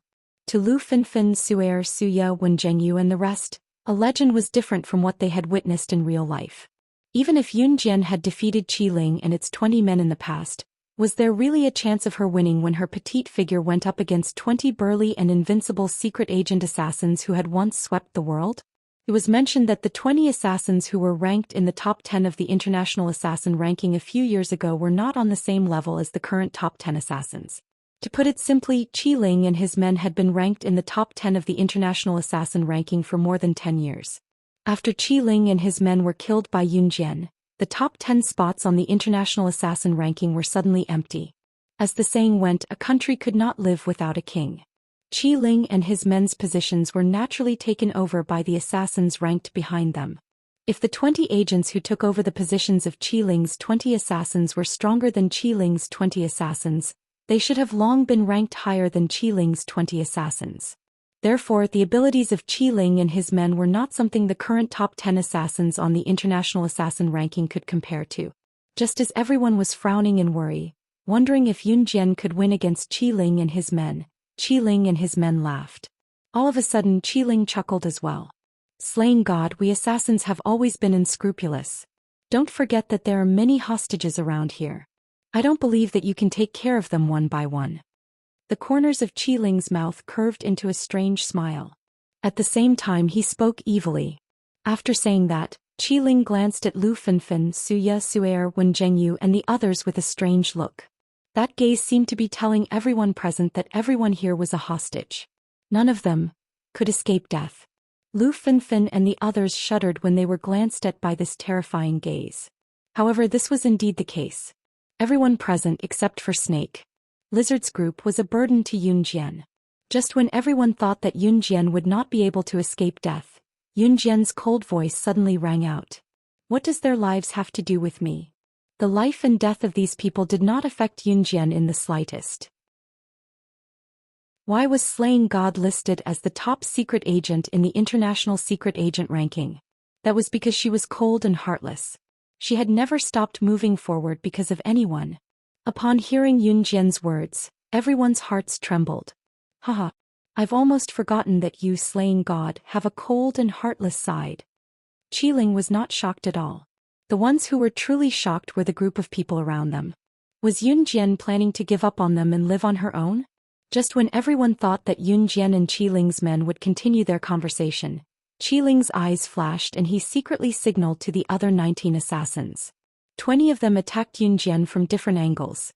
Translator, Atlas Studios Editor, Atlas Studios. Chapter 2490. Page 1/1. Underground assassins and secret agents were like this. You would never be able to guess what they were thinking. They killed as they pleased. Just a second ago they could use strange and frightening words to provoke you. In the next second they could suddenly change their initial impression of you and directly kill you. Just like Qiling and the other 19 secret agents glanced at each other, and at a speed that could not be seen by the naked eye, they stood around Yun Jian, surrounding Yun Jian and attacking at the same time. The assassin who was the fastest to attack Yun Jian stepped on a large rock at the side and spun 360 degrees in the air, directly flying in front of Yun Jian. With lightning speed he held a dagger and attacked Yun Jian's temple. Assassins and secret agents generally did not use firearms when they fought. Firearms were only suitable for long-range attacks. When both sides were extremely strong, they would usually use daggers which were suitable for close-range attacks. This was because shooting from afar would not be able to kill the opponent. Qi. The first assassin who attacked Yun Jian stabbed towards her temple. Following closely, the other 3 secret agents followed closely behind the first assassin. They were 0.5 seconds slower than the first assassin, and used their killing moves to attack Yun Jian's neck, heart, and abdomen. There were acupuncture points all over a person's body. As long as you knew these, you could pinch a person's acupuncture points from anywhere. The other party would feel as if all their acupuncture points were pinched and they would not be able to move. These 20 secret agents were not simple low-level assassins or high-level assassins. They had all gone through the most formal and traditional training, and were at the pinnacle of the secret agent world. They were powerful existences that no one dared to provoke. Their understanding of killing techniques and killing methods were not any less than Yun Jian's. Their speed of attack was not much slower than Yun Jian's. These 20 people were all at the pinnacle of the world. As the 3 agents followed closely behind the assassin to deliver the fatal blow to Yun Jian's eyes widened. Behind them, the assassins and agents also followed the 4 people who made the first move and got into position. Could be said that this was a game of chess. To the left, to the right, to the front, to the back is death. At least in the eyes of Lu Finfin, Su'er and Suya, Yun Jian was completely done for this time. Even though she had defeated these 20 people before, it did not mean that she was powerful. This was because no one had witnessed how slaying God defeated the 20 of them back then. Those who did had gone to hell. She's finished. Suya was a little afraid that she would see a bloody scene. She was so scared that she covered her eyes, only revealing a thin slit. She was curious to see this frightening scene. But just when everyone thought that Yun Jian was done for, they saw that Yun Jian, who had been standing motionless, didn't even look at them. She grabbed the blade of the assassin who was the first to stab her temple with one hand. She held the blade firmly in her hand with a gap of 0.1 millimeters. Almost at the same time that she grabbed the assassin's blade, she lifted her leg high and used the heel of her flats to wrap around the 3 secret agents' wrists that were holding the blades that were coming for her neck, heart, and abdomen. She kicked the 3 secret agents aside with the heel of her shoe. The rest of the secret agents did not even bat an eyelid. Before Yun Jian could kill the 4 secret agents, the remaining 16 secret agents attacked Yun Jian again. Don't let her snatch our weapons. Get into formation. Set up our formation. Even if we die again today, we'll avenge ourselves and kill slaying God. Translator. Endless Fantasy Translation Editor. Endless Fantasy Translation. Chapter 2491. After the 4 assassins were thrown to the side by Yun Jian, Qiling gave a heart-wrenching roar.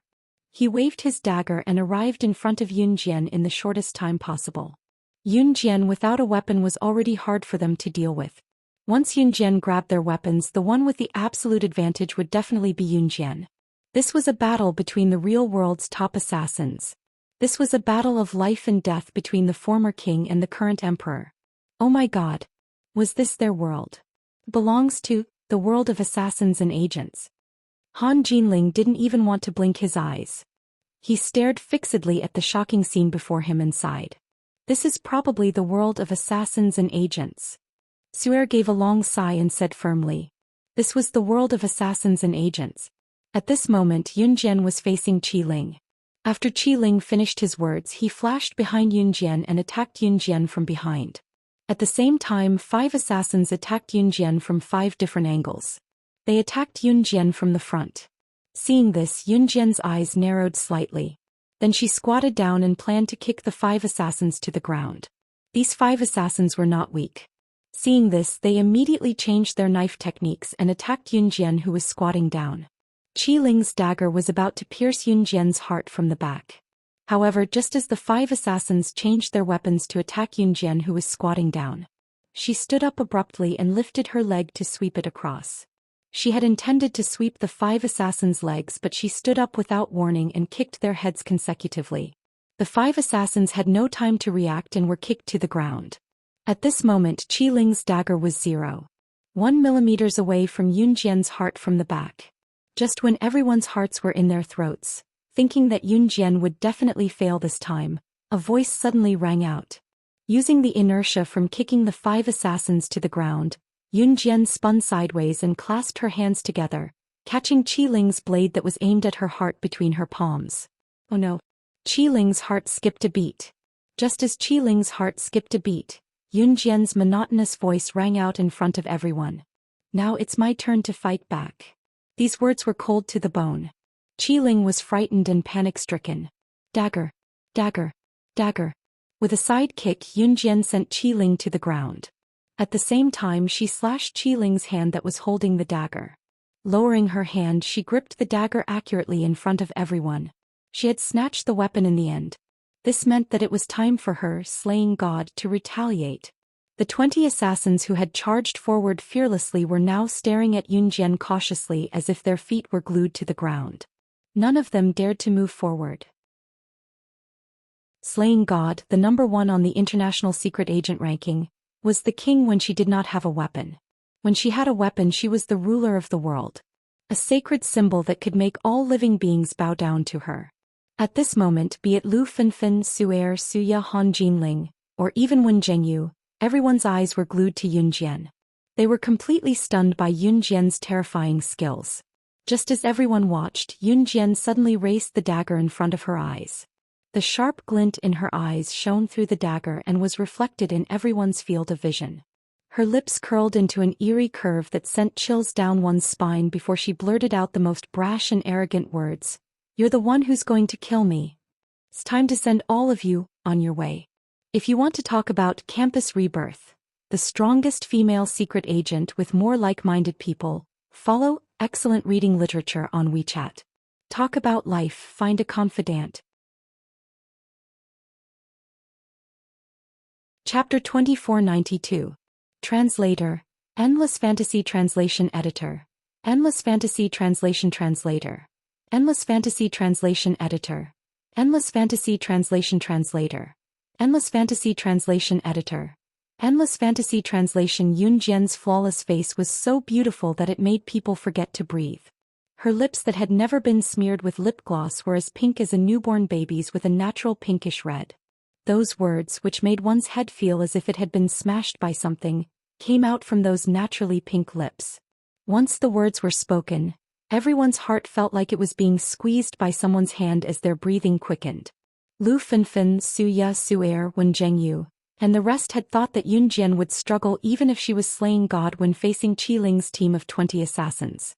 After all, they had witnessed Qi Ling's team's killer move earlier. With their flawless moves and the near-perfect coordination of Qi Ling's team, it would be impossible for Zhang Tai to dodge their attacks, let alone defeat Qi Ling's team. Lu Fenfen, Suya, and Su'er in particular, could not help but put themselves in the shoes of the scene when they witnessed such a realistic scene unfolding before their eyes. Hence, they assumed that Yun Jian must be having a hard time dodging Qiling's team's attacks. Who would have thought that not only was Yun Jian effortless, she had counterattacked easily and even snatched their weapons away when Qiling's team of assassins attacked her at the same time. If slaying God, the top secret agent in the international secret agent ranking, was only a legendary and terrifying figure that everyone spoke of before this, she was now the top secret agent in the world. Now Lu Fenfen and the rest had thoroughly experienced Yun Jian's ability. If those secret agents and assassins are considered the pinnacle of international capability, then she's the ruler of everything. She's the incarnation of God. Han Jinling, who usually had a way of flirting with girls and was gorgeous and handsome when he was a singer in the entertainment industry, was now tugging at the corner of his shirt nervously as he exclaimed with a pallid face.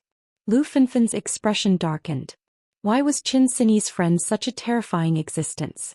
Was she not just an ordinary person from a small place like Longmen City?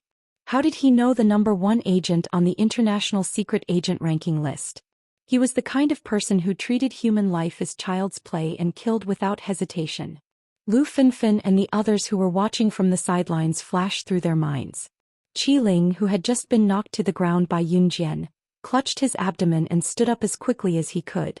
As he stood up, he exclaimed to the other 19 agents, "Go. Let's go together." The weapon was snatched away by her. This meant that they were in danger. Once slaying God wielded a weapon, then, just as Qiling finished his words, however, Yun Jian was already in front of him in a flash. The moment the 9 assassins behind her launched their attacks at the same time, Qiling's eyes widened. The dagger in his hand spun a few times in Yun Jian's right hand before stabbing into Qiling's wrists and ankles, cutting off the most important meridians in Qiling's body. Qiling, whose meridians had been severed, was no different from a cripple.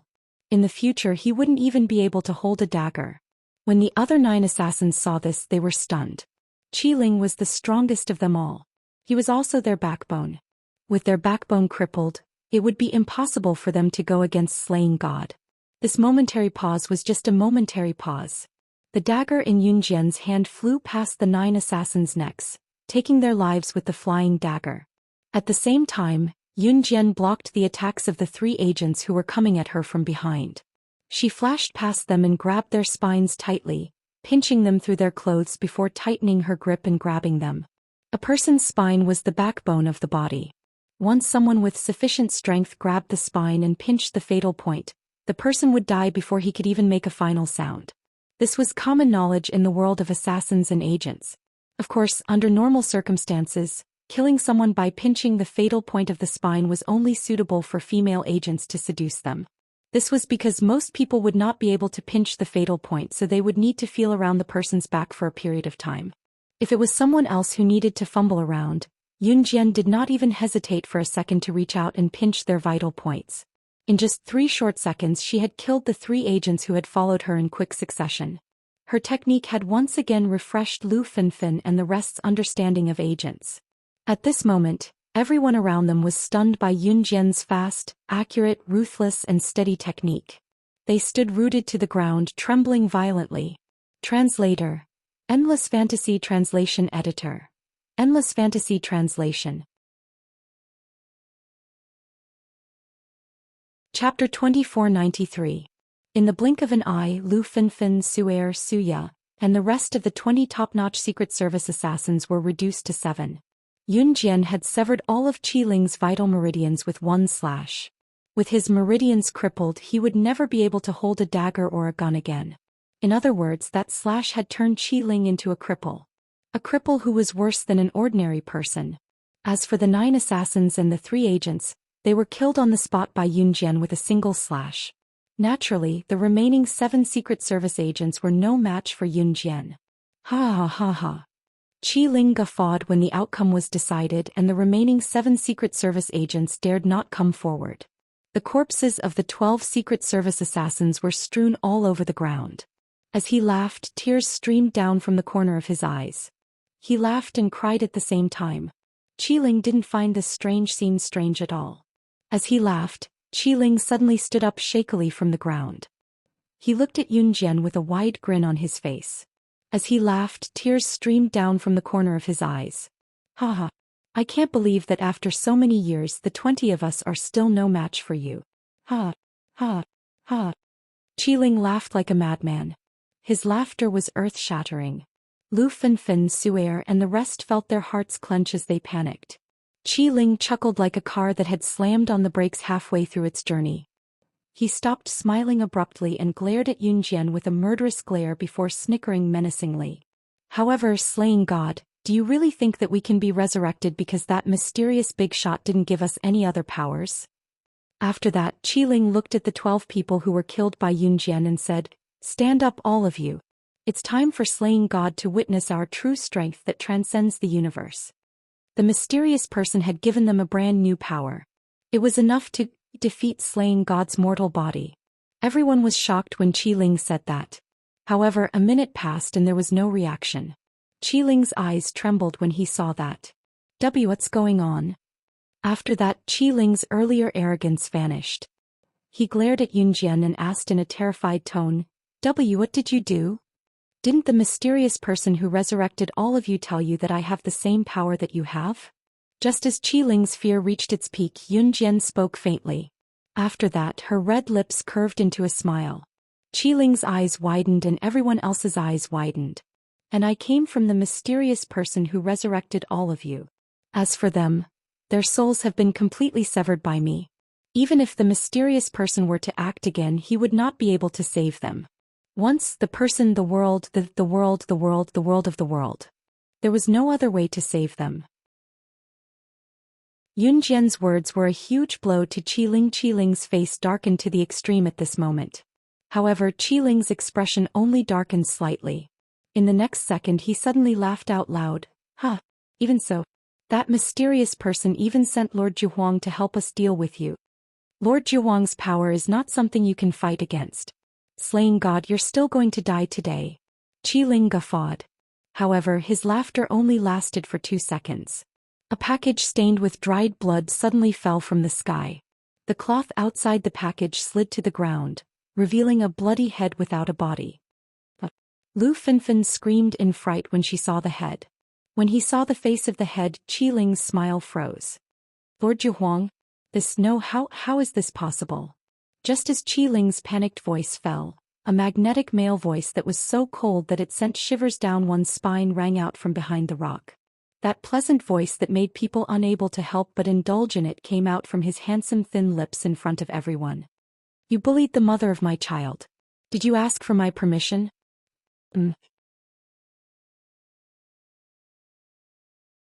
Chapter 2494. Page 1/1. The head fell from the sky and when it landed on the ground the layer of cloth that covered it slid off. It was just like when Yunjian was reborn and his younger brother was killed. Qiling's heart was twisted at this moment and he collapsed. Zhuhuang. Lord Zhuhuang. Lord Zhuhuang is dead. No, this is impossible. How could Lord Zhuhuang be dead? Qiling was so scared that his face turned pale. Even his lips and teeth trembled violently. Compared to Qiling, Lu Fenfen was scared to death when she saw this scene. Qiling wasn't afraid of the scene in front of him. As an assassin he had seen all kinds of bloody scenes. What made Qiling's expression change was that the final trump card that could kill slaying God for them was dead. And to die in such a cruel way. Back then, when Lord Zhuhuang was ordered by the mysterious person to resurrect the 20 of them, he had even fought with them.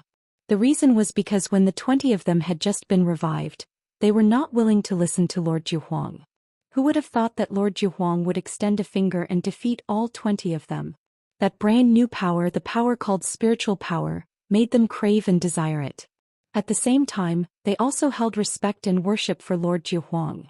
But this handsome man who suddenly appeared actually killed Lord Zhuhuang. Then his strength must have reached the pinnacle of perfection.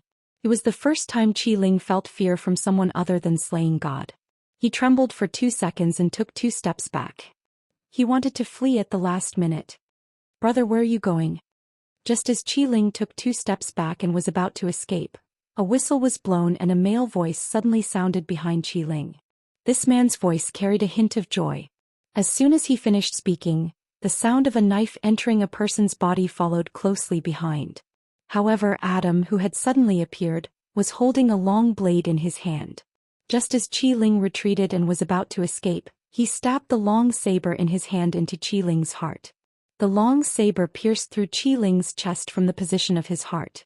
At this moment Adam's face was still smiling mischievously, but the long blade in his hand mercilessly pierced through Qi Ling's heart. After saying that, Adam flicked the long saber in his hand and said to Qi Ling the last words he heard in his life, "Brother, do you feel good?" These scenes flashed past Lu Finfin's eyes one after another. Lu Finfin raised her red nail-painted hand and looked at the scene in front of her with shock and fear. In the next second her head fell. Because she could not bear with so many things that had just happened, she was completely frightened and fainted. With Ce and Adam around, no matter how powerful the other 7 agents were, they wouldn't be able to survive. Woo-woo. Mama. At this moment, Immerse walked over with 2 children who had been crying non-stop, as if they were competing to see who could cry the loudest.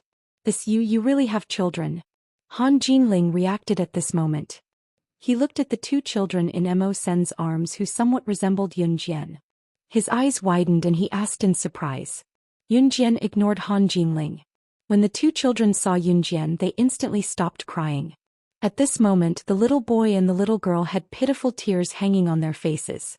They stretched out their hands to Yunjian and cried non-stop. Immerse, on the other hand, hugged both men tightly, preventing them from falling to the ground because they arched their backs trying to get into her embrace. He did not want to travel to the Amazon forest or the Sahara Desert. The little boy seemed to know that Immerse was holding him tightly, not letting him get close to his mother. In front of everyone, the little boy puffed up his cheeks and blew. He desperately lowered his head to the ground. Immerse hugged him tightly and did not dare to let go. At this moment, the little boy's short legs successfully broke free from Immerse's arms. He shouted fiercely, "Yeah, scum. Scum, scum, scum." That short leg actually kicked Immerse in the face. With this kick, the little boy seemed to have found something fun. He stood upside down and his clothes were held by Immerse so that he did not fall. The little boy's short legs that kicked Immerse's face began to kick alternately. It looked like he was taking revenge on Immerse for not letting him go to his mother's side. Top reading website, M.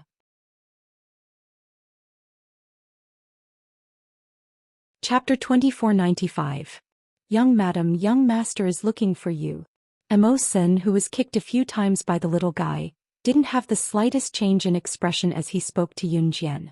"Haha, you Immerse also have a day like this."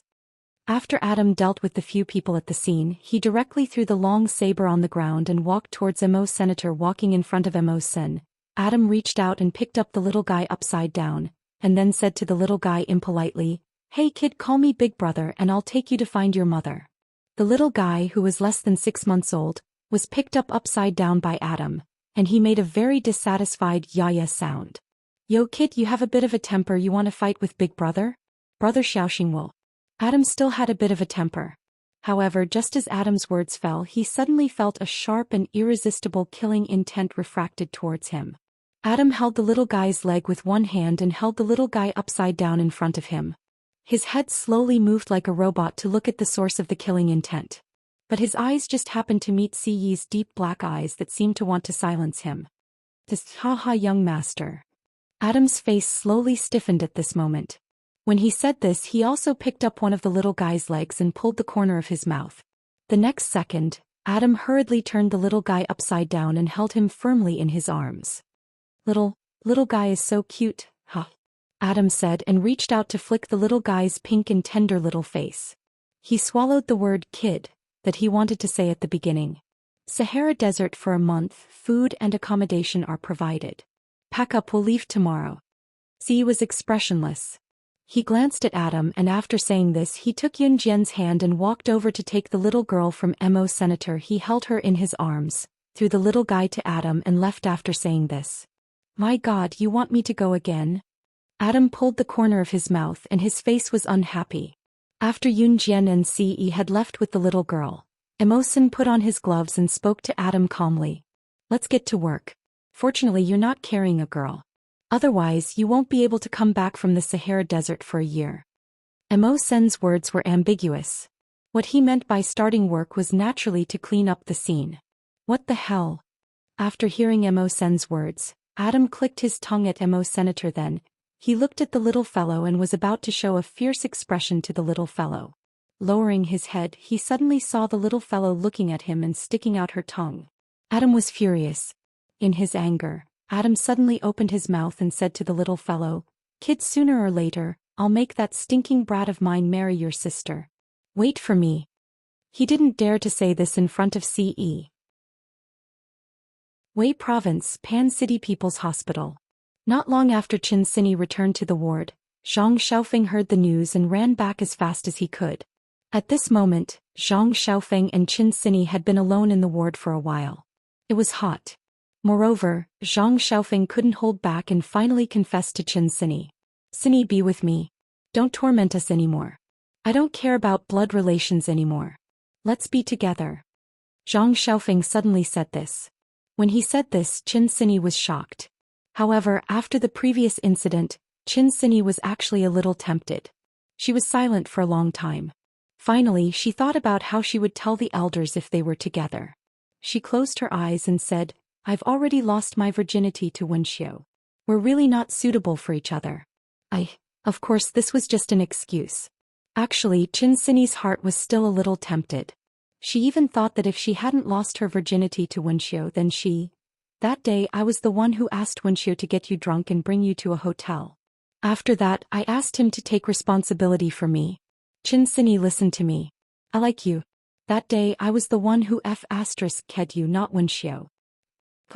Wonderful Book House. Chapter 2496. Page 1/1. So Qin Sini, you're my woman for the rest of your life. Zhang Xiaofeng grabbed Qin Sini's shoulders with both hands and swore loudly. Fortunately, the ward was a single room. Otherwise, if Zhang Xiaofeng shouted these words, Qin Sini would be embarrassed to death. But for some reason, after knowing that the person that night was Zhang Xiaofeng, Qin Sini heaved a sigh of relief. As expected, she still liked him. Even after dating Bo Wenxiu for a year, the two of them treated each other with respect. Only Qin Sini thought that she had crossed the line that night. Her heart had already given Zhang Xiaofeng without reservation a long time ago. Even after that night, Qin Sini was still forcing herself to like Bo Wenxiu, but it wasn't true love. At this moment, Qin Sini's tense heart completely relaxed. She threw herself into Zhang Xiaofeng's arms and suddenly burst into tears. "Why did you do this? Why didn't you tell me earlier? I hate you the most." Zhang Xiaofeng is the most hated person in the world. Zhang Xiaofeng knew that Qin Sini was being sarcastic. He also heaved a sigh of relief. He hugged Qin Sini back tightly and forced a smile. Bo Wenxiu ran away from the marriage because he didn't like Suya. But he didn't expect that he would lose 2 fingers because of this. "It's okay, I'm fine. My mom won't dare to force me to marry again. 2 fingers in exchange for a free marriage. For someone like me who was born in a rich family and had no choice, it's too good." Before leaving Wei Province, Qin Sini and Zhang Xiaofeng went to say goodbye to Bo Wenxiu. Bo Wenxiu lay on the sickbed and raised his 2 fingers that had already been chopped off and were now wrapped in white bandages. He laughed loudly. However, his words carried a bitterness that outsiders could not understand. In the end, Qin Sini and Zhang Xiaofeng left. Sometimes, if you want to get a part of what you want, you have to exchange another part of it. Once he did, he would never have the chance to regret it. Once the heavens took away the items you traded, they would not return them to you in the form of a miracle. After Yunjian and the rest returned to Longmen City, Qin Sini and Zhang Xiaofeng returned as well. The relationship between Qin Sini and Zhang Xiaofeng was still a secret. They didn't dare to let their family find out. However, after everything was explained, Qin Sini's original intention of deliberately distancing herself from Zhang Xiaofeng was completely gone. As for his family, he would keep it a secret for as long as he could. They had decided to be together and they would not change their minds until death. January 21, 2004 was New Year's Eve, also known as New Year's Eve. On this night, everyone gathered at Qin Yuru's villa to have the New Year's Eve dinner prepared by Qin Yuru. After dinner, the little one and the girl were especially excited. At night, Qin Yu dragged Yun Yi, Gun Yanji and Leng Mei to play mahjong. Yun Jian sat on the sofa with her legs crossed. Opposite her sat Lan Su. Lan Su, who was also a mother of a child, maintained her youthful appearance. Like Yun Jian, she looked like she was 18 years old at most. Yun Jian looked at Lan Su with narrowed eyes and told Lan Su, "Come with me to Yun Province's Shrouded Dragon Mountain in 2 days." Right. Lan Su nodded. Of course, they would have to wait until after the new year to go to Yun Province's Shrouded Dragon Mountain. As for why Yun Jian wanted to go to Shrouded Dragon Mountain, there was only one answer. Xingfeng, the creator of Deity Continent, had left behind 3 divine weapons. The third one was in Shrouded Dragon Mountain. Ce would investigate Xingfeng's matter directly when she returned to Deity Continent. The search for the third divine weapon was left to Yun Jian. The path to the peak of Yun Province's Shrouded Dragon Mountain was where Yun Jian's target was. It was filled with poisonous miasma all year round, and wild beasts roamed around, making it extremely dangerous. It was said that those who came back from the peak were either dead or crippled. However, she had to go to the peak of Shrouded Dragon Mountain. Translator, Atlas Studios. Editor, Atlas Studios. Chapter 2497. Page 1/1. Sister Jian, contact me anytime. Lan Su nodded at Yun Jian. Yun Jian hummed in reply.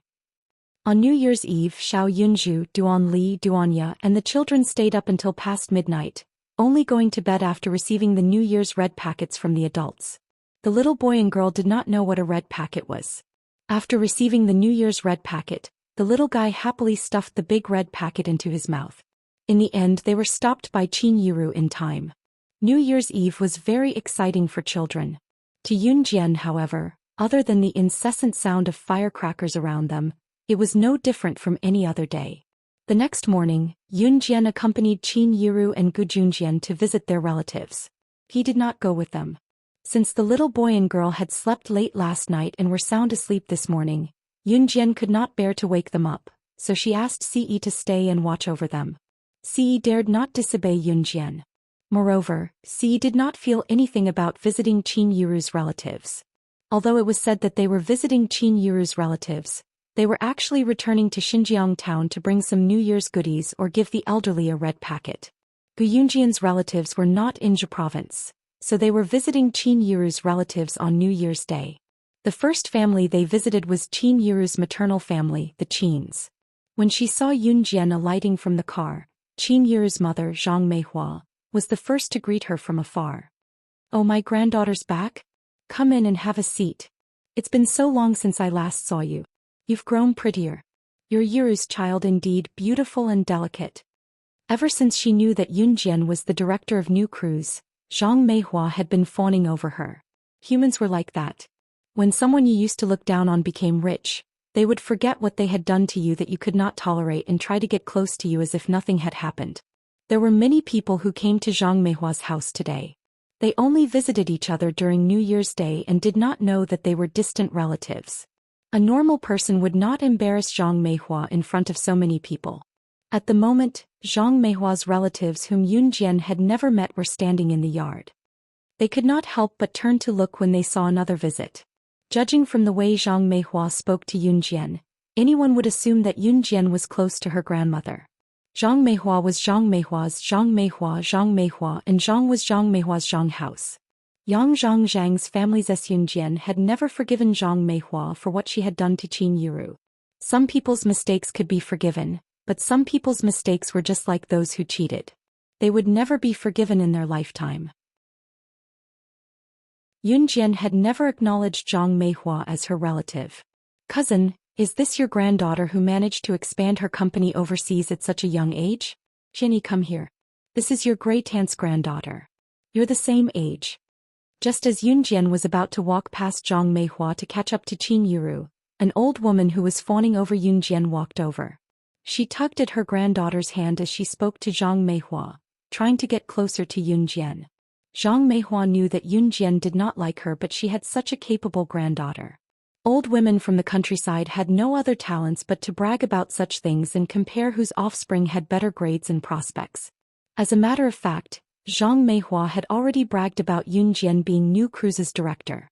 The old woman who was tugging at a 19-year-old girl was Zhang Meihua's cousin.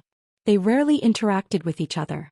They would only visit each other during Chinese New Year. The 19-year-old girl who was the same age as Yunjian was the old woman's granddaughter, Zhang Xuani. Zhang Xuani had dyed her long chestnut-colored hair. She looked extremely reluctant when she was dragged to stand in front of Yunjian. The old woman then spoke again. She spoke in an authentic village accent as she tugged at Zhang Xuani to fawn over Yunjian. There are only so many young people in your generation. You must get along well with your family in the future. I heard that you're the director of new cruise. You must teach my Xian Yi more in the future so that she can earn as much as you do. Translator. Endless Fantasy Translation Editor. Endless Fantasy. Chapter 2498. Translator. Endless Fantasy Translation Editor. Endless Fantasy Translation Translator. Endless Fantasy Translation Editor. Endless Fantasy Translation Translator. Endless Fantasy Translation Editor. Endless Fantasy Translation. There was a type of person who thought that since they were your relatives, you had to help them unconditionally so that their family could become successful too. Just like Zhang Meihua's cousin. Even when he said this, there was a tone that sounded as if it was only natural. When she said that, most people would be embarrassed to reject her outright. At that time, Zhang Meihua's cousin, who was the old lady, even reached out to hold Yunjian's hand as if she was doing it for Yunjian's sake. Just when everyone thought that Yunjian would agree to Zhang Meihua's cousin's unreasonable request for the sake of her reputation as New Cruise's director, Yunjian slapped the old lady's hand away in front of everyone and said coldly, "No." That simple rejection stunned everyone who heard Yunjian, especially the old lady. The old lady did not expect Yunjian to reject her so straightforwardly. She was stunned. Meihua, your granddaughter has a temper. Meihua, don't be angry. He's just a kid. Although she's able to expand the company overseas and make a lot of money, she's still a kid. She doesn't know any better. Not long after Yunjian finished, a middle-aged man in his 40s spoke to the old lady in an adult tone. He sounded like he was joking. Aihua was the old lady's name. Her full name was Ma Aihua. When Ma Aihua heard the middle-aged man's words, her stunned expression returned to normal. Just like before, she looked at Yunjian with a smile. This time she learned her lesson and did not hold Yunjian's hand. Instead, she acted as if she did not hear Yunjian's words and spoke again. Your New Cruise's director. Since you're so capable, why don't you bring my Xianyi along? My Xianyi can do anything. You and my Xianyi are cousins. We're going to be a family from now on. Spend some time to teach my Xianyi so that she can earn as much as you do. If Ma Aihua's words were said with a face full of righteousness, then this time she even played the relative card. That was how society was. If you were poor, people would look down on you. If you were rich, people would want to cheat you out of every last drop of blood. No one liked to approach someone who was rich for no reason and constantly flatter and praise them, unless the other party had a purpose. Ma Aihua's shamelessness seemed to be a matter of course to the people around her. Yunjian's refusal would be petty and wrong. In fact, there weren't many old women like Ma Aihua. Most people wouldn't mention it again after being rejected. However, after receiving Yunjian's rejection, Ma Aihua once again spoke in a forceful tone. As soon as she said this, some of the relatives and friends standing around felt that Ma Aihua was shameless. You want me to promote your granddaughter to make a lot of money? Yunjian heard Ma Aihua's repeated words. Her red arc curved and she said scornfully. Hearing Yunjian's words, Ma Aihua really felt that Yunjian had agreed to her request. She quickly said, "Let my Xianyi follow you. I want to earn as much money as you. She's very smart, no worse than you." She said this with such confidence. It was as if Yunjian was lucky to be able to open the company overseas. If the same luck was given to her granddaughter, Zhang Xianyi, her granddaughter's achievements wouldn't be any worse than hers. Sure. Just when everyone thought that Yunjian would refuse like before, Yunjian's pleasant female voice suddenly sounded. Hearing this, everyone was stunned. However, just as everyone was stunned, that cold female voice came out of Yunjian's mouth again. Those words, in the ears of everyone present, made them tremble in fear. Send your granddaughter to an assassin organization for 10 years of training. If she can come out of the assassin organization alive, then I'll hire her as my bodyguard with an annual salary of 10 million yuan. Translator. Atlas Studios Editor. Atlas Studios. Chapter 2499. Yunjian was not joking. Her icy tone that was so cold that no one could tell that she was joking made everyone's heart skip a beat. Assassin organization? What assassin organization? What kind of organization is an assassin organization? Ma Aihua was an authentic village woman who had eventually turned into a cunning old woman. She had lived in the village for almost all her life. She was like Zhang Meihua, gathering with a bunch of old women to munch on melon seeds and boast about how good her offspring was in their studies, which high school or university they had been admitted to, and how high their income was after graduation. She would boast as much as she could. In spite of it, the term assassin organization was completely foreign to Ma Aihua. Grandma, an assassin organization is a place to train assassins. Assassins are people who kill as their profession. They're very, very, very good assassins who assassinate important people. It's terrifying. Besides, there are usually less than 3 out of thousands of people who enter an assassin organization that trains assassins. Zhang Xuani still had some understanding of the assassin organization. At this moment she grabbed Ma Aihua's hand and shook Ma Aihua's arm as she spoke to Ma Aihua. It's a place like this. You want my granddaughter to go? Ma Aihua's expression froze when she heard Zhang Xuani's words as she questioned Yunjian. What if my granddaughter dies? Ma Aihua raised her voice and spoke to Yunjian in annoyance. Leaving the assassin organization alive is the minimum requirement I have for the bodyguards I hire. Do you really think that there's a free lunch waiting for you in this world? Yunjian sneered as she glanced at Ma Aihua from the corner of her eyes. With that, Ma Aihua knew that Yunjian was being sincere. Ma Aihua rolled her eyes at Yunjian and spoke to Yunjian in Longmen City's local dialect. Humph, how arrogant. There was a hint of disdain in her tone, as if she was an old woman who had turned her back on Yunjian when she could not gain anything from her. As soon as she finished speaking, Ma Aihua grabbed her granddaughter, Zhang Xuani, and ignored Yunjian. Before she left, however, Ma Aihua turned to glance at Yunjian. Thinking that she could not gain anything from Yunjian anyway, who cared what kind of director of new crews she was, Ma Aihua scolded Yunjian again in Longmen City's local language. So arrogant. If you have the ability, why did you join a killing organization? You're so vicious at such a young age. When you grow up, don't become a murderer and be sent to the police station. Since she had already given up, Ma Aihua might as well make her words even harsher. In the past, when she met her cousin Zhang Meihua, every year she would proudly show off.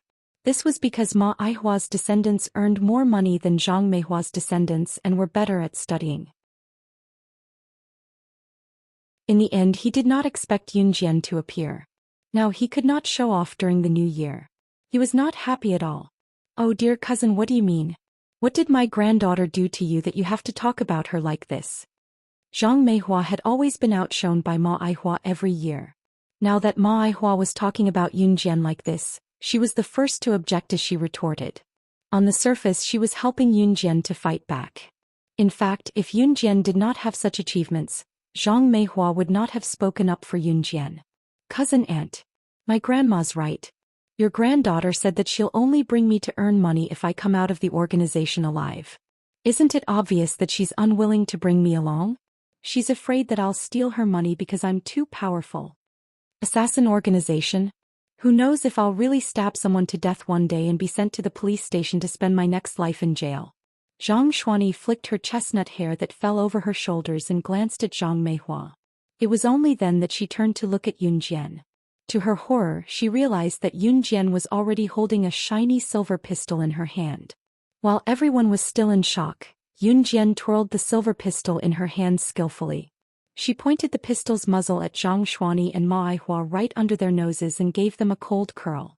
In an instant, the words that made everyone lose their composure were blurted out to Zhang Xuani and Ma Aihua. You can try. After I kill all of you who in Longmen City, Zhe province or even country Z would have the guts to send me to prison.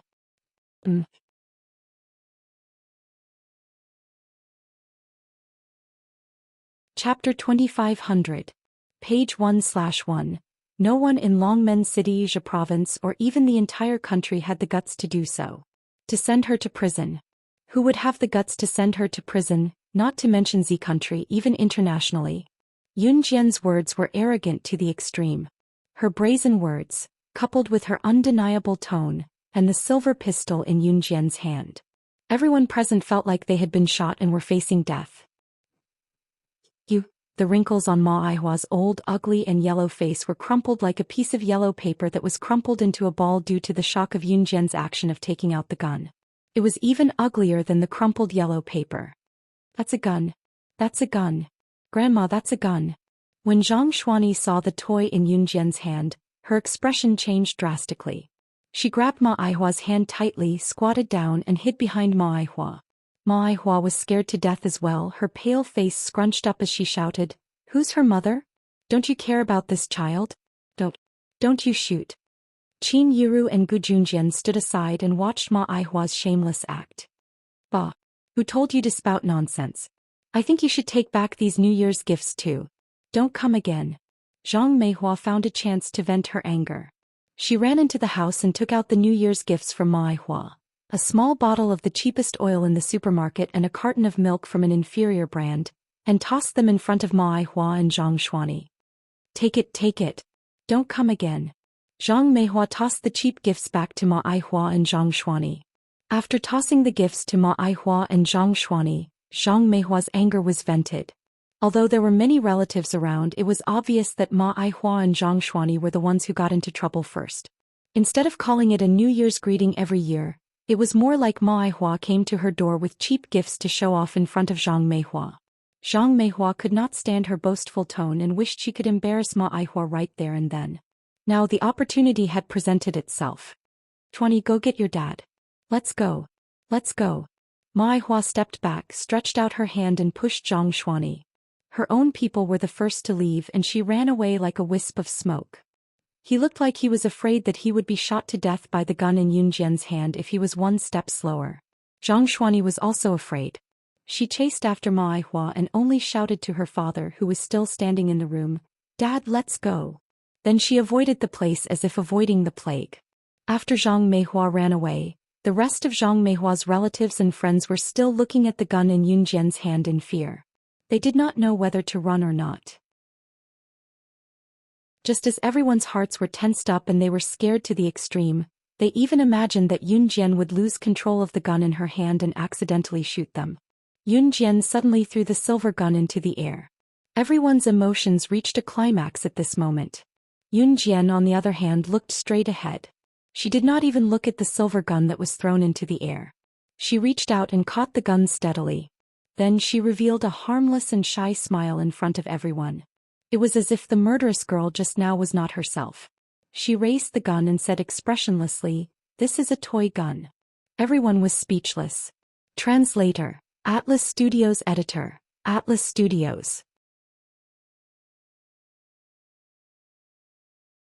Chapter 2501. The toy gun was Siyi's toy for the little one to play with, and Yunjian had scooped it up in passing. At that time everyone was in a daze. Ma Aihua and Zhang Xuanyi had been scared away by a toy gun that had no lethality. At this moment, a black line appeared before everyone's eyes. If nothing went wrong, there would be news after the new year that Ma Aihua and Zhang Xuanyi were scared away by Zhang Meihua's granddaughter's toy gun. It would even be treated as a joke. However, these were matters for the future. After paying New Year's greetings to her relatives in Xinjiang town, she returned to Longmen City. Qin Yiru did not have many relatives and some distant relatives had already cut off contact with each other. Therefore she went back to Longmen City after paying New Year's greetings to the few families she was in contact with. At night, Qin Yiru made handmade dumplings. She kneaded the dough and rolled it into a big and thin round surface with a tool before printing it into small dumpling wrappers. All of these were handmade by Qin Yiru. Yunjian went over to help along the way. "You have to make the dumplings like this. Wrap them in diagonally. You have to wrap them tightly when you wrap them diagonally. Otherwise, when you cook the dumplings later, the wrappers won't stick together and the fillings in the wrappers will be a mess." Qin Yiru demonstrated as she patiently taught Yunjian how to make dumplings. It was a pity that making dumplings was a profound knowledge to Yunjian. The dumplings she made were either crooked or scattered. Before she could pick them up, the celery, tofu and meat filling had already spilled out. "It's okay, I'll fix them for you." Qin Yiru turned her head away and stifled a chuckle. She then turned back to take the unshaped dumplings that Yunjian had made and helped Yunjian fix the shape of the dumplings. Although the dumplings that Qin Yiru had fixed looked much better than those made by Yunjian herself, they were still rather ugly. At least they could be cooked in the pot. Ce and Gu Junjian were sitting on the sofa in the living room. In front of the sofa in the living room there was a color TV. At this moment the TV was playing a movie about special forces. There were many foam mats on the floor between the sofa and the color TV. Xiao Yunju, Duan Li, Duan Ye, Qin Yiru and Gu Yunjian's babies, as well as the little fellow and the little girl, were all sitting on the foam mats. Except for Xiao Yunju and the other two, the other children were crawling around on the foam mats. At this moment, Yunjian came out of the kitchen with the dumplings she had made. She originally wanted to give the dumplings to the little fellow and the little girl, but she didn't expect that Ce would reach out and snatch them away. I made it. It doesn't taste good. Yunjian pursed her red lips. After Qin Yiru helped to cook the dumplings, the skin of the dumplings still fell apart and the fillings were all messed up. They were cooked until they were tasteless. Coincidentally, at the little fellow and the little girl's age they should eat chopped things. Yunjian's dumplings were just right. Therefore Yunjian took them and gave them to the little fellow and the little girl. She didn't expect that Ce would snatch them away. Delicious. After a while, Ce finished all the dumplings in the bowl including the fillings and soup. Yunjian pursed her lips and ignored Ce. She walked over and picked up the little fellow and the little girl who were rolling on the ground. She brought them back to the bedroom to breastfeed the two children. Although the little fellow and the little girl could eat some more fragmented food, the source of nutrition was still breast milk. After breastfeeding, the two children fell asleep unknowingly. Yunjian just put on her clothes and walked out of the house. Just as she walked out of the house, she was stopped halfway by Ce. "They're asleep," Yunjian said to Ce. Ce responded but didn't give way. She stared straight at her. Yunjian understood Ce. She quickly realized that Ce was staring at the place where she breastfed the two children just now because she wanted to.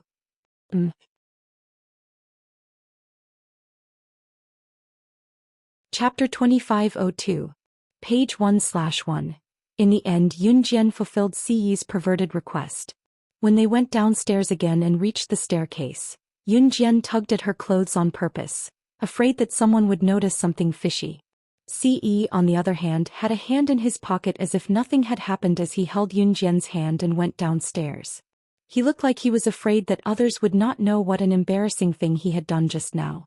Beneath that handsome face that was enough to provoke people to beat him up and anger both men and gods alike, the curve of his handsome face rose and a satisfied smile appeared.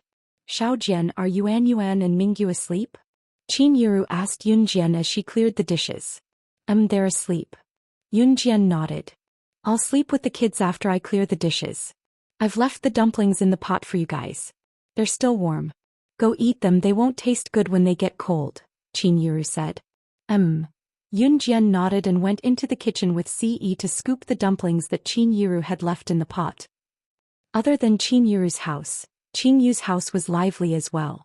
Yun-Yi was currently in Qin Yu's house with a scarf wrapped around his chest as he washed the dishes by the kitchen sink. Beat him up, scumbag. I'll give you a box of my latest drug. It won't hurt, I'll send you to hell with one bite."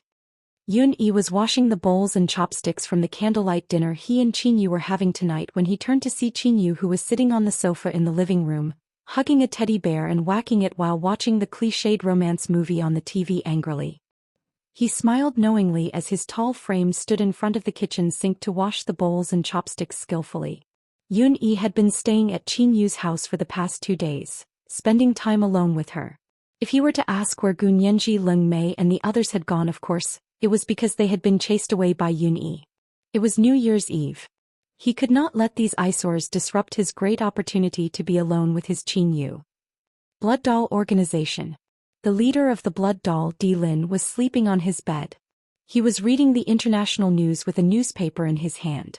Outside the Blood Doll Organization, Leng Mei rushed in angrily. "Leng Mei, why are you back?" Ruoyin, who was also known as the sharpshooter of Blood Doll, asked when she saw Leng Mei. Leng Mei had a fight with Di Lin some time ago, so she went to Qin Yu's house in a huff. When she left, Leng Mei roared, "I'm never coming back. I don't want to see that idiot Di Lin again." Who would have thought that Leng Mei would come back? Humph, how dare that guy chase me away and threaten me with Sister Jian? So what if he's Sister Jian's brother? I'm going to kill him next time. Lung Mei clenched her fists and spat viciously. Just as she finished speaking, Lung Mei suddenly moved closer to Ruo Yin's ear and asked, Ruo Yin, where is the leader? In the bedroom, Di Lin put down the newspaper in his hand and was about to get out of bed. The door was suddenly opened. Rubbing his head, Di Lin thought that it was his subordinate who came to deliver supper to him, so he said, put it at the door. He did not do anything the last time and Lung Mei was already pissed. She shouted angrily, I'm never coming back. I don't want to see that idiot Di Lin anymore. I'll fight you if you dare look for me. And ran away. Di Lin still did not know what he had done wrong. Rubbing his head, Di Lin had just closed his eyes when he opened them again. The person who opened the door suddenly came in and locked the door. The door to the east and west room. Didn't you hear? Just as Di Lin raised his voice and poked his head out in annoyance. He saw Lung Mei taking off her jacket seductively. She was wearing a sexy red dress under the coat. She wore nothing underneath. She tugged at the red dress and put her hand to her red lips in a seductive gesture as she walked over barefooted. Di Lin was mesmerized. Just as Di Lin was mesmerized, Lung Mei flipped over and sat seductively on Di Lin with the blanket between them. Leader, I missed you so much. Translator. Henyi Translations Editor. Henyi Translations.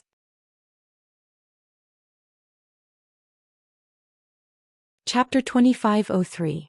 Lung Mei reached out a finger and gently tapped Di Lin's chest. She pushed Di Lin, who was sitting on the bed, onto the bed. Lung Mei was rather proactive, but she was unusually proactive today.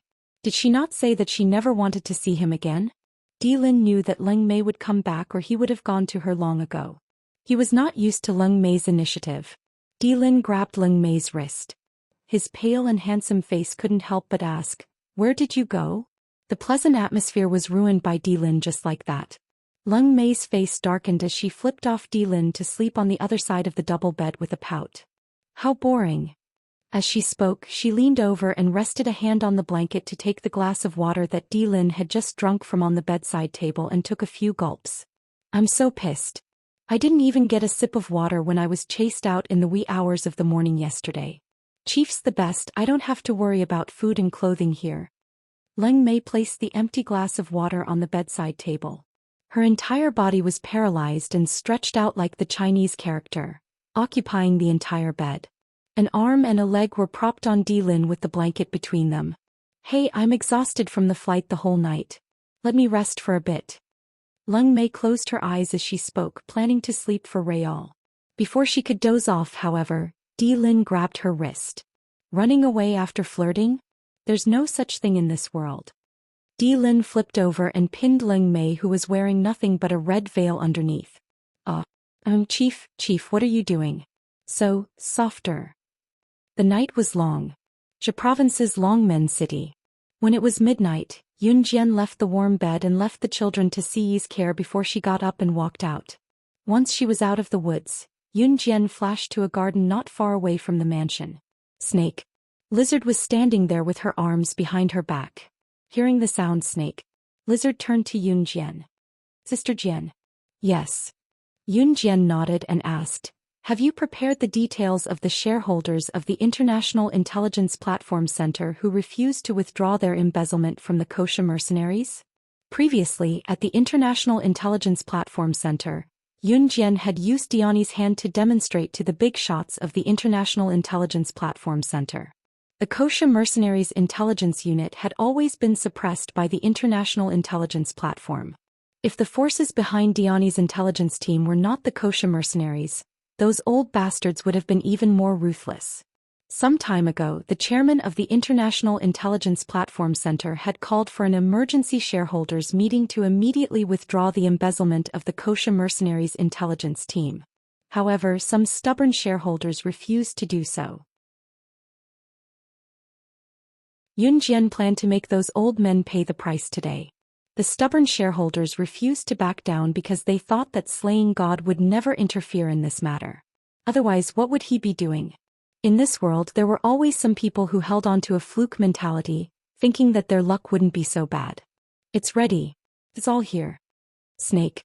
Lizard passed a stack of documents to Yunjian. By then, Yunjian had removed her jacket to reveal the tight-fitting outfit she was used to wearing when she went on missions in her previous life. After equipping herself with the weapons snake, Lizard had passed to her. Yunjian raised her hand to wipe her red lips.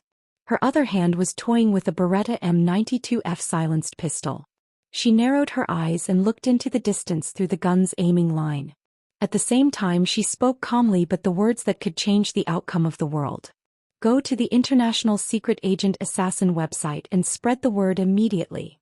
I, Slaying God, will return to the International Secret Agent Assassin Circle to carry out missions.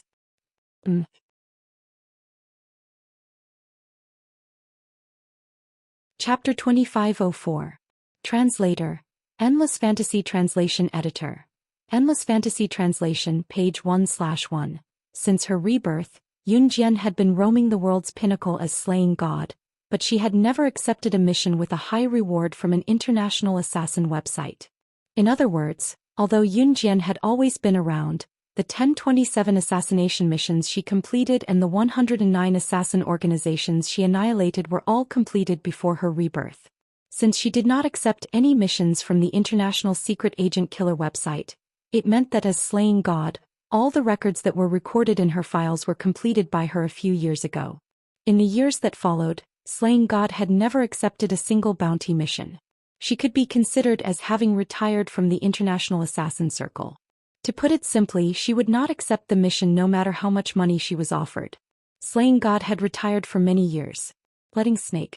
Lizard say this meant that Yunjian was returning to the Assassin's Circle to carry out missions again. Yes, Sister Jian. Snake. Lizard answered loudly when she heard Yunjian. After Yunjian was done preparing all her equipment, a pair of sunglasses appeared with a flick of her wrist. She put them on gently. Get ready to go. After putting the sunglasses on, Yunjian walked to the Ferrari sports car not far away and pulled open the door to the driver's seat to get in easily. Snake. Lizard followed Yunjian to the front passenger seat of the Ferrari sports car. The fiery red LaFerrari sped away like a flash of lightning.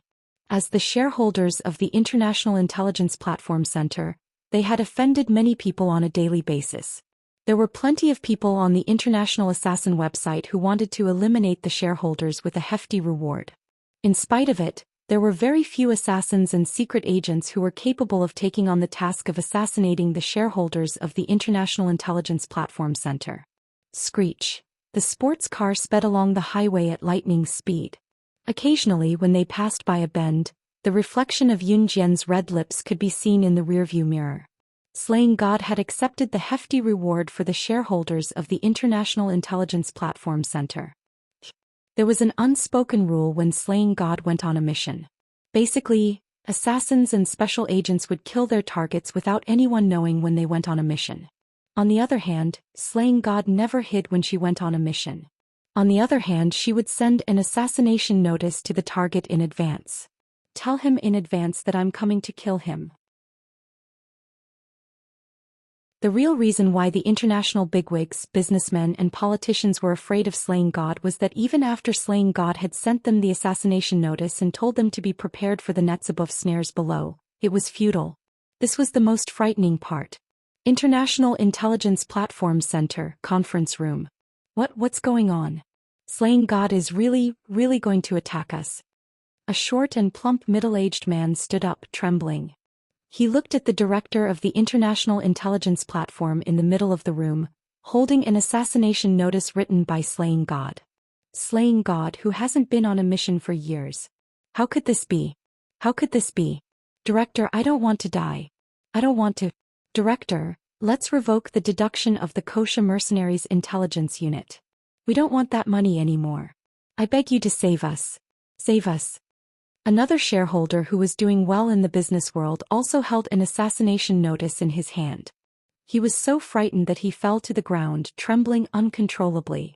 The director sitting at the top frowned and suddenly opened his eyes. He looked at the shareholders who had received the assassination notice with a gloomy expression. You didn't listen to me when I asked you to revoke the deduction of the Kosha Mercenaries Intelligence Unit. It's too late to revoke the deduction now. Don't you know that ever since Slaying God debuted, She sent out 1,027 assassination notices. None of the targets have lived past the second day. Top reading website, M.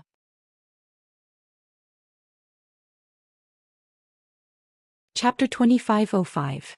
Translator, Endless Fantasy Translation Editor. Endless Fantasy Translation, page 1/1. The director of the International Intelligence Platform Center had foresight. Not only did he revoke the deduction of his shares from the Kosha Mercenaries intelligence team, but he had also gone to the Kosha Mercenaries to ask for punishment. There was a director and 10 shareholders present. There were 4 shareholders who revoked the deduction of the Kosha Mercenaries intelligence team. Other than the director and the 4 shareholders, the other 6 shareholders had received the assassination notice from Slaying God. Everyone knew that Slaying God had carried out 1027 assassination missions and had also issued 1027 assassination notices. Receiving the assassination notice from Slaying God was equivalent to having 1 foot in a coffin. Before this, no one in the world could escape from Slaying God's assassination. Director, we know we're wrong. But I can give all my shares in the company to Slaying God. I don't want any of my family assets. Please help me, I don't want to die. The short and fat middle-aged man was paralyzed on the ground. He looked ahead blankly, then suddenly crawled toward the director's seat in a dog-like manner. He reached out and grabbed the director's trousers. His hands were shaking more violently than a spring. Fear, terror, and all sorts of emotions were mixed in the short and fat middle-aged man's eyes. What were you doing earlier? If you'd listened to me and revoked the deduction, this wouldn't have happened. The director yelled. We thought that Slaying God wouldn't return. Director, I beg you to save me. As long as you save me, I will give you all my shares. The director blinked at the short and fat middle-aged man's words. The director waved his hand. Fine. I'll contact the Interpol team for you. I happen to know a very powerful person in there. But whether you can survive Slaying God's attack will depend on your luck. In Country M, in a large villa in the suburbs some distance away from the International Intelligence Platform Center. This villa was the home of the Interpol team's captain, Bernie Austin, whom the director of the International Intelligence Platform Center knew. Bernie Austin, or Bernie for short. A foreigner's name was usually followed by his surname, which was why Bernie was his given name. Bernie knew the director of the International Intelligence Platform Center and had been entrusted with it. Therefore he had his house surrounded. There were many traps in Bernie's house. In addition to the patrols and special forces patrolling nearby, even a fly could not sneak in. The 6 shareholders of the International Intelligence Platform Center who had received Slaying God's assassination notice were placed in the living room of Bernie's house. Bernie entered the house after he was done patrolling. He stood translation. He said to the 6 shareholders, everything seems normal for now. Stay where you are and don't go to the washroom. Don't go to the toilet alone. The 6 shareholders nodded immediately. When Bernie was young about 20 years ago he had successfully saved a target who had received an assassination notice from one of the top assassins on the international assassin list. Bernie. Together with the Barnett police force, it was not a joke, it was a very powerful force. That was why the 6 shareholders breathed a sigh of relief. Their tense hearts were finally relieved. At that moment one of Bernie's direct relatives, a young lady in her 20s who was sitting on the sofa, asked Bernie in a questioning tone. Uncle, is Slaying God really that powerful that you and so many outstanding elites have to fight her? This young woman was Bernie's niece. Her name was Bailey Austin. Beryl had been spoiled since she was young. She had always admired her uncle, Bernie. She even thought that her uncle was the most powerful person in the world. That was why she said that. After Beryl finished speaking, Bernie rubbed his forehead and solemnly said to Beryl, don't worry. She's more than powerful. Today I've mobilized members from 3 Interpol teams, and they're the most outstanding members of my Interpol team. It's still unknown if they can hold Slaying God off for 10 minutes. Translator. Endless Fantasy Translation Editor. Endless Fantasy Translation. You're tuning in to the Dreamy Chapters YouTube channel. We're so grateful for your support and don't forget to subscribe to join us on this incredible journey through captivating stories. Your generosity through donations truly makes a world of difference. as it's the primary source of revenue that allows me to expand and enhance this channel for you. Thank you from the bottom of my heart for being a part of this adventure.